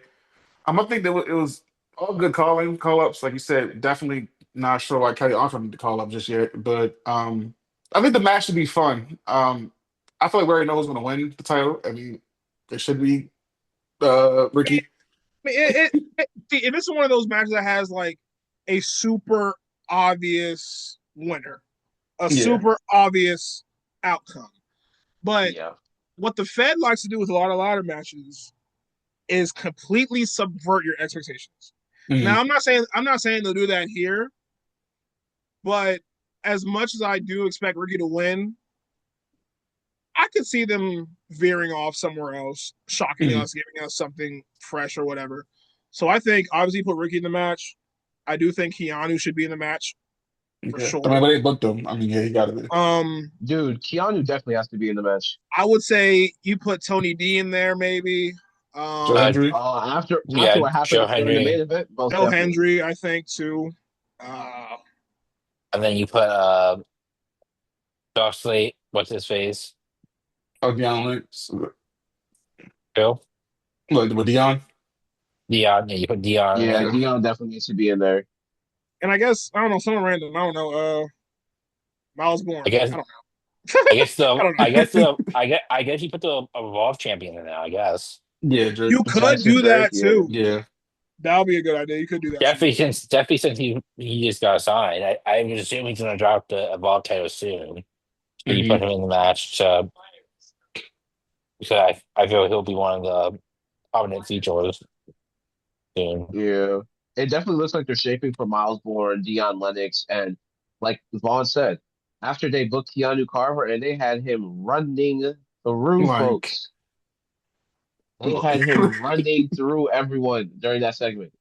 Like it I'm excited. I'm really excited for the future of Mhm. Keanu Carver. I'm excited for this ladder match because this is truly one of them ones.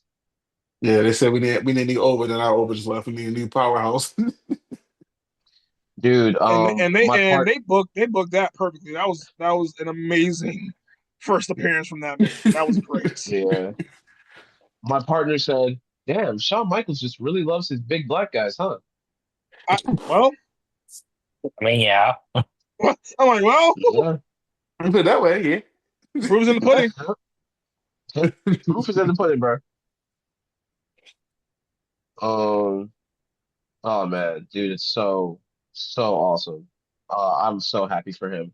But moving on, we had Jasper Troy defend his speed title against Tavion Heights.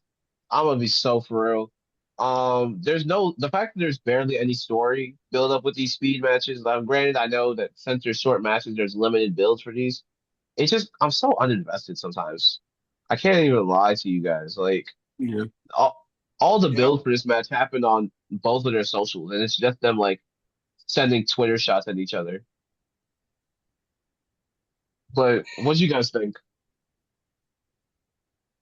Uh, It was just another match. like there's nothing Yeah. really. It's nothing really you can say because, like you said, because the matches are so quick and like in essence they don't really mean much.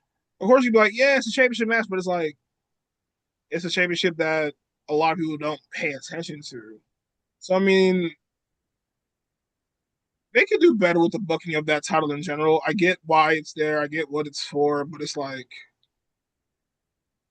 it seems just to be just a prop. I don't even know how else to describe it. I don't know. It's like it's a prop for like LFG. I don't know. Like it's because even if you want to go to like the women's speed championship, it just I don't know. It just feels like it feels useless. I don't know. Like I don't It know. was one of those things. It's one of those things where it's like, whenever I guess I want to know why they took it from Twitter and made it and put it on NXT TV. I want to know what maybe was there like a, the end of the deal between them and X or something like that. Like I want to know what that's like. Maybe See, Or viewership, the because maybe. yeah, and I was gonna say too, like low key, like WWE will do that. Like I remember when they had the cruiserweight title, then they made it the NXT Cruiserweight Championship for a little bit there Mhm. towards the end of the life cycle. And I was like, Yeah. why do you like y'all just dump things on the NXT that's not working anywhere else? Which it's almost like not disrespectful to the brand, but it's Like wasn't 205 Live its pretty own much thing and then he randomly got thrown into NXT? it's like a here damn kind of thing. Feels like it's like here's something else for y'all to do. Yeah. Eh. Yeah. Here's something else Overall, for I'll y'all to just do man. is funny shit. It is man. Yeah. It was a match that That's it. happened. It was a match that happened, man. But something that definitely I know got all of us excited. Blake Monroe came out, had a segment to address the fact that she is no longer once again without her NXT North American title, and the fact that she has not gotten a rematch yet. Well, she kind of screwed herself out of a rematch by attacking Thea Hale early, but I digress. Um, and then all of a sudden, while she's going and pondering, first off, she said she's the most complete wrestler in that whole building, which I can't lie. I dare one of y'all to say she isn't. Which wasn't a lie. Yeah. Cheers. So Like, is she the best in ring performer? Maybe not. It depends who you ask. But as far as complete wrestlers, yeah, it's not even close. yeah, there's very few people in that PC who I have above her in terms of in ring, like maybe Charlie Because Dempsey, like one other person. I'm investing heavily in Kendall Gray stocks right now. Because Oh, Oh, she's so bro. good. She's so good. so She I is. mean, listen, That's all she Kurt. went she one of them ones, bro. She one of them ones. But no, shout out to Blake. Yes. And then all of a sudden, all you hear, dun, dun, Miss Parker, Miss Miss Parker, Miss Parker. Parker. Miss Ah, Parker. get your little dance on. Yeah. But nah, He's finally man, back on TV. Yeah, Exactly. finally. Jada Parker is back on TV. He was taken off for undisclosed reasons. She was still doing the live events and the house shows, but I don't know, man. How did y'all feel about Jada Parker coming back? Um, I, it just leads me to wonder again, like, what are you doing with her, right? Because obviously she's someone who's gotten more popular with the fans and everything, but there hasn't really been much as in the way of in ring improvement. That's not a shot at her. That's just the reality of it. Like there hasn't been much parity as far as that goes. But Yeah, it just leads me to wonder like what do they have for her? Like are they going to push her? You know what I'm saying? Because she could definitely be a body in the North American title picture for sure. So absolutely. I would hope at some point they actually have something for her to do rather than her just being eye candy, basically. Yeah. So hopefully she's worked her ass off, gotten better in the ring, and she actually gets to get featured in actual prominent spots rather than just being in the mix, kind of just being a body. You know what I'm saying? So we'll see, I guess. Yeah, and for me, I feel like the return was cool. I just feel like I wanted to hear what you have to say. Like, what's your motives now that you're back? Like, what do you Me plan on too. doing now that you're back? It was just one word, she cut off, they fight. Like, I don't know, like I call for like a return like that. I need to get something to get me reinvested back in your character. Like, other than like you Mhm. say, Also, other than your assets, I need to get involved in other ways. yeah, and the thing is that like Jada Parker's best quality is that she is deadly on the mic, dog. That's why she was the mic. That's why she was the mouthpiece for MTM originally. Like, Yeah. dude, we're the fact that they just cut her off. I was like, man, I wanted to hear what she wanted to say. I'm still, dude. Like, I still think either last year or the year before. I can't remember when this promo happened. I still think one of the most memorable promos I've seen in the last couple of years when she With the was having brick, that. Yes, when she was having that beef with Lola Vice, and she said, "Let's go, song." I was like, "Oh, she said, You're Lola, baby. And I'm like, oh, she going off. not playing. She on man, son.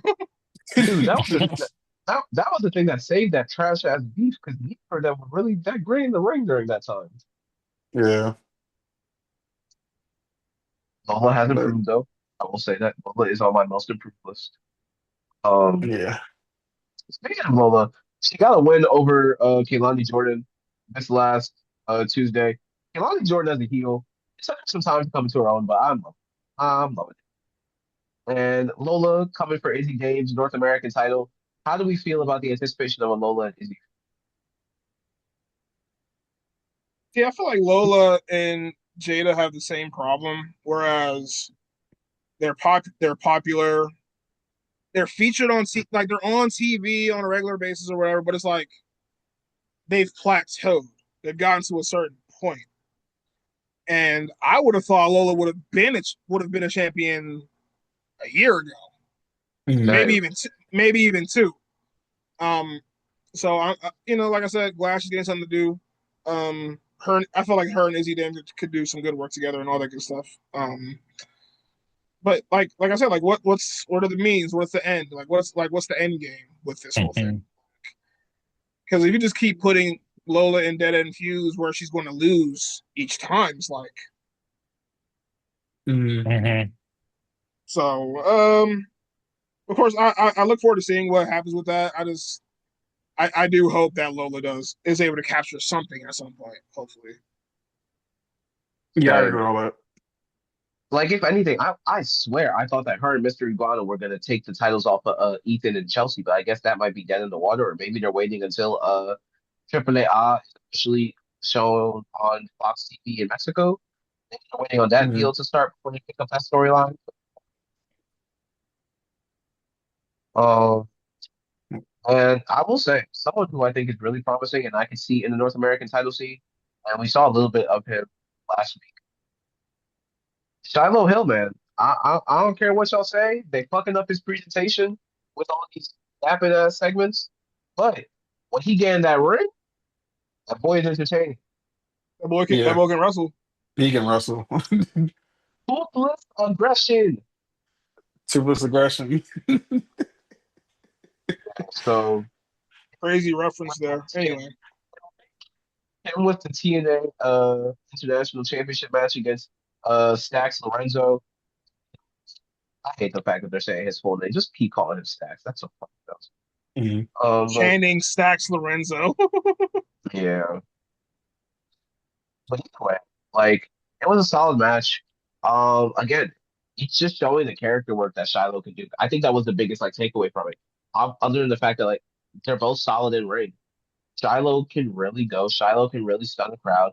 When you walk out there and everyone is chanting toothless aggression, the fact that everyone's thinking like, oh, Shiloh's about to take Sax's girl. No, it doesn't matter Mhm. the fact that it doesn't matter the fact that they fumbled the presentation or the fact that they're kind of like fucking up and confusing his character. He's Yeah. getting over organic. Yeah, kind of the whole thing with the whole like I don't know, like his vignettes and segments at first was like, oh, but I do like the more goofier like side to it, like how I don't know, I enjoy the more personality than like the mystique they try to give us at first. Yeah. Dude, I think it would have been such an easier like instance if they just said that he's been NXT anonymous the whole time. It would have been so easy. Mhm. Because we still don't know who the fuck NXT anonymous is, and that shit's been going on for God knows how long. They're definitely doing the hacker thing with him because that's who he actually is in real life, and that's how people know him. That's how he got popping in the first place. So it's like, yeah, it felt like such an easy layup, but they decided to not do it. It's very Yeah. weird. Lastly, let's talk about the main event: Joe Hendry versus Dion Lennox. Again, I don't know what it is with these main events. I will call this another fuck ass finish. We gotta start having a rating system for. We gotta start having a rating system for matches. Like we got, it's got to be 5 stars, and then we'll figure out our middle parts, and then the lowest one has got to be fuck ass finish. Like because Perfect to granted, shit. Mhm. because it's like granted, like I know Tony D'Angelo has to do something since they've done the repackage, and they're very clearly trying to throw him into the main event scene with every spot that they're doing. But that shit don't move me. As Reek said, the bell's got to ring. The bell's got to ring. At some point, the bell has to ring. Yeah. And I don't know what Tony D's character, like I'm not interested at all, and not even the slightest. It doesn't move me at all. Like, Because like even with the mafia stuff, even like as soon as that ended, I was like, oh yeah, there's nothing. He has yeah, nothing. And I'm not, and I don't like doing that. I don't like doing that to wrestlers. I don't like doing that to people. But it's like when you're only been proven to be good at one thing, like the only thing he's done that's been good has been the D'Angelo family. So once that ended, it's like, what do you want to give me after that? Hmm. I did kind of I kind of felt the same way about Santana when he came to TNA, left Ortiz and all that other stuff, and I was like, what are you going to give me? Obviously, he evolved, got better, became world champion. Special Yeah. case. But as far Yeah. as Tony D goes, it's like, what are you going to do to inspire me in the slightest? I I just hope that I hope that they give him great material because I think that he can succeed. Like I'm not fully counting him out. It's just like dog. Mhm. After they Sopranos finales, you've kind of been dead in the water, and then you come back, and it's very clear that you were supposed to be thrown in to another feud with Obo, but then and got the call. It was like, Sean's roster got ran through. Yeah. what even is his gimmick now? Like what are we doing?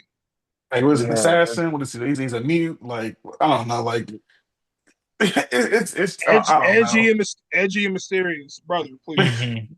And like you're he yeah. not still went They after you're Ethan haven't like even Page. let him talk. you're not Raven. Okay, Yeah, and he still cut went it after out. Ethan Page Basically, for yeah. a What second is he Raven? appearance. Like Like you're just not some Raven, kids in the bro. Like crowd.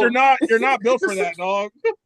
You're not that Just some edgy, kids in the brother. crowd with a spotlight. He basically he's Raven, I guess. You gonna fuck around, have him in the stands like he's Sting in '96, just Hey, Have like, come from bro, the if you don't ceiling. move, yeah, like, come on, man. There you go. but That's jokes. Sears, what were you, Sears, what were you gonna say? Oh, I was just saying that he Uh, still went after Ethan Page that one time too. After he and it first came back after the other match. If you guys yeah, recall, he went after Ethan Page in the next NXT episode of NXT. dude, Mhm. yeah, the direction is so weird. They seems like they're trying to figure out the right slots to put him, but they still haven't figured out a real direction yet. So it's like, all right, I Honestly, guess. honestly, he probably should Yeah. have been. He should have been called up after his initial the moment he got taken out. Like he should have been called Yeah, up the already. when that's what honestly that's what people were thinking when they tried to do the Sopranos finale thing with him. They gave him the whole cinematic ending. He said, "Don't call me the Don no more." I figured they were going to repackage him and then he was going to, go up. Yeah. But anyway, man, was there anything from this week's episode of NXT that y'all wanted to touch on? Anything y'all wanted to really highlight? Nope. It was, Yes, it sir. was just okay. Yeah, it was all. Now let's round this episode out with a game that we have not played in a little minute. Build a superstar. So, Oh, the ladies and Werewolves gentlemen, shop. once again, ladies and gentlemen, I once again ask you guys to please, please, please, if you are listening on audio, to go ahead and switch over to the video right quick because we are about to have some fun. This game allows us to build our own WWE superstar using the qualities of past superstars and legends and greats. So let's get right into it, guys. First off, we got Roman Reigns. What are we putting him in? In-ring skills, high-flying moves, charisma, strength, height, face ability, heal ability, mic Oh my skills, god. selling moves, best character, looks, physique, or theme song. Oh, There's so yes. many places you can go, bro. Yeah. I'm not gonna lie. I'll put my vote in for physique. I'm I not mad can't at lie. physique. Okay. I can't lie. I'll put my vote in for physique. But you can Okay. also Hold go. on. Hold on. Huh? Yeah. Also, you I'm can go thinking. charisma too. I was thinking Theme song charisma. also. I don't think my best character. Charisma. I mean, put him for everything, man. Him, like, I- I was thinking charisma just because like this is tribal chief Roman Reigns. yeah. Yeah. Like his charisma at that time was like undid has not been as something you cannot repeat. I'd say, you know what? Charisma is actually a great pick here because like, no matter how long he's gone, no matter what they have him doing, you hear you hear that theme song. Everyone's up. The ones are up. Like Mhm. the or is great. Mhm. So Yeah. charisma's a Charisma. good look. Yeah, All I right. go with Let's do charisma. charisma. There's a lot of us with better physique. Next up, we Strength. got That's Mark easy. Henry. Oh, Yeah. world's Strength. That's strongest man. easy. That's the Oh world's yeah. strongest man. That's easy. Booker T. Oh, Who wait, the fuck? JBL. Ooh, Shit. heal ability. Oh hell. Heal ability. Mhm. Yeah. Easy. At the border, I'm not Mexicans. That was crazy. Matt Hardy. Um. What are we Oh. putting Matt? Ah. Um, Uh, shit. Because I feel like we'll get a better high flyer. yeah. Uh. Selling moves, I guess. Yeah, He is a that's good Yeah. he is a good oh seller. theme. Theme song. Yeah. But there's better theme songs I'm though. theme or sound. I feel like something like the cop out. Honestly, I might go. We might have to go selling. I'll go Yeah, seller just because Yeah. yeah. he is a damn good seller like in real life. So I'll go selling moves. Yeah, there's a lot of good Cody theme songs. Oh, Rhodes. Like Cody Cody. Road. I kind of go theme song. I mean, I know Theme like song. Yeah, I I ain't gonna want to lie. go Kingdom is Theme theme song song. got perfect. it. Yeah, Kingdom Yeah. is Theme song perfect. got it. I can't lie. Kingdom is great. Sheamus. Sheamus. Same moves. Right? I want to Physique, go physique. physique. That could honestly that could also be physique. He's what 6'6", Yeah. 260? Yeah, Yeah. Yeah. physique. Shout out to Sheamus, my guy. Um. Shit. Um. Uh. Uh. Height. Heel ability, I guess. No, I'm We got kidding. that height. No face. I mean, to be fair, he was popular. You can give him face ability, whatever. I don't care. You can give him that. You can give him that. You can give him that because he's I not good at anything guess. else. Because he wasn't good at anything Ultimate else. Warrior. Looks, Uh looks, looks. looks is fair. I think Yeah, looks is fair. I think that's fair. That's why he was booked anyway. You ain't In In wrong. ring ring. skills, not even in close. Yeah. ring. He's The in my top goats. In four all ring, time. Right. Shawn Ring. Michaels. Yeah. He's the. You got to. Ooh, Ooh. Eddie. Eddie. I Best kind of want to character. No, go. no, no. I kind of want to go Kind of Mike want Mike skills. skills. Yeah, when it's time to pick up that pill, yeah. When it's time to pick up, I Like think, he, like I. when it's time to talk, yeah. What you yeah, think, I gotta Simmons? say it. What do we I have? was thinking, I was saying, I is was that all we thinking, have left? It's high flying, height, Mike skills, and best character. Yeah, high flying, height, Mike skills, and character. That's all we got. Okay, we can go Mike Skills. We can go Mike Skills. yeah, Yeah, I'm not mad at that. Goldberg, Mm, I, height, I mean, height. I go height. He's a big dude. I go height. He's Punk, best okay. Best character. character. character. Okay, fair. Yeah, best yeah, character. best. Good, Okay. good, good. Best in the Watch me world. get like Good. a. Oh, Yeah, fuck off. That yeah. man has never done a high flying move in his fucking life. Bro. No disrespect. I love me some Montel. Love that man to death. But that man has never I've never seen him do so much as a cross body. Okay. Hey, it's fine. I'll see what's is in a high file. It's fine. It's fine. We did okay. I think. We Yeah. got All right, man. a big So dude. We here's got a big dude. so here's what we got to end out our episode, man. Our WWE superstar has the in-ring skills of Shawn Michaels, the We already won. high-flying In moves of my opinion, we already MVP. won. Shawn Michaels in ring skills. I mean, Yeah, hey, you know wrong. The charisma of Roman Reigns, the strength of Mark Henry, the height of Bill Goldberg, the face ability of Yo, Hulk Goldberg. Hogan, boo. the heel ability of JBL, the mic skills of Eddie Guerrero. I love how they're back to back. Um, the selling moves of Matt Hardy, the character of CM Punk, the looks of Ultimate Warrior, the physique of Sheamus, and the Cody Rhodes level theme Oh yeah, that's solid. Other than the high flying ability, I think solid. Yeah, I feel like we did good everywhere else. song. I will say, I was thinking about this. People forget Punk is great at switching up his characters because I don't care what nobody says. The Straight Edge Society, I'm about to oh, that say was a that was top tier fire. character. hmm All right, Uh, ladies and gentlemen, thank you again for joining us. This is the Top Row Boys, episode 30. Reek, our host, actually, no, I usually always pass three. Steers, our Oracle, close us out. Thank you all for watching or listening, wherever you watch or listen to us at. We're on most streaming services, or you can catch us on YouTube, right? Yep. On YouTube. Uh, we thank you all for listening. Sorry that we went on such a tangent at the beginning of the show. We were really passionate about TNA and SmackDown. Uh, it's your boy, the Oracle. Uh, let's see, who wants to go next? Steph, you go next. All right, man. Like always, it's the EFT and DMV. The Chocolate City State is apparently on Freak Man now. Start Freak man, Freak Yeah. freak man, man. yeah, that's you. it's the That's the theme song. Cameroonian. It's the Cameroonian nightmare. The The bitches roll Cameroonian nose, the freak. Potter. Right. Hey, yo, the Potter of all worlds, the left hand of destruction. You feel me? It's your boy, man. Oh, the rated S superstar. It's your boy, Steph. Like always, we are over the top rope. Reek, Vaughn, where can they find you? All that jazz. The way the F Superstar. Hey, everything top rope, man. You know, just on here, good episode 30. Let's rocking with us. Keep it short and sweet. The SmackDown on. Hey, love y'all. Thanks for showing support. Nah, for real. Nah, for real. SmackDown's on, y'all, but nah. Top rope worldwide. I appreciate everyone that listens, you know what I'm saying? Episode 30. I Oh, can't wait bro. till I can't wait till we get to episode 300. And so on and so Oh, forth. Yeah. bro. You know what I'm saying? Like, it's just the start, man. Like, it's gonna be a great year, you know what I'm saying?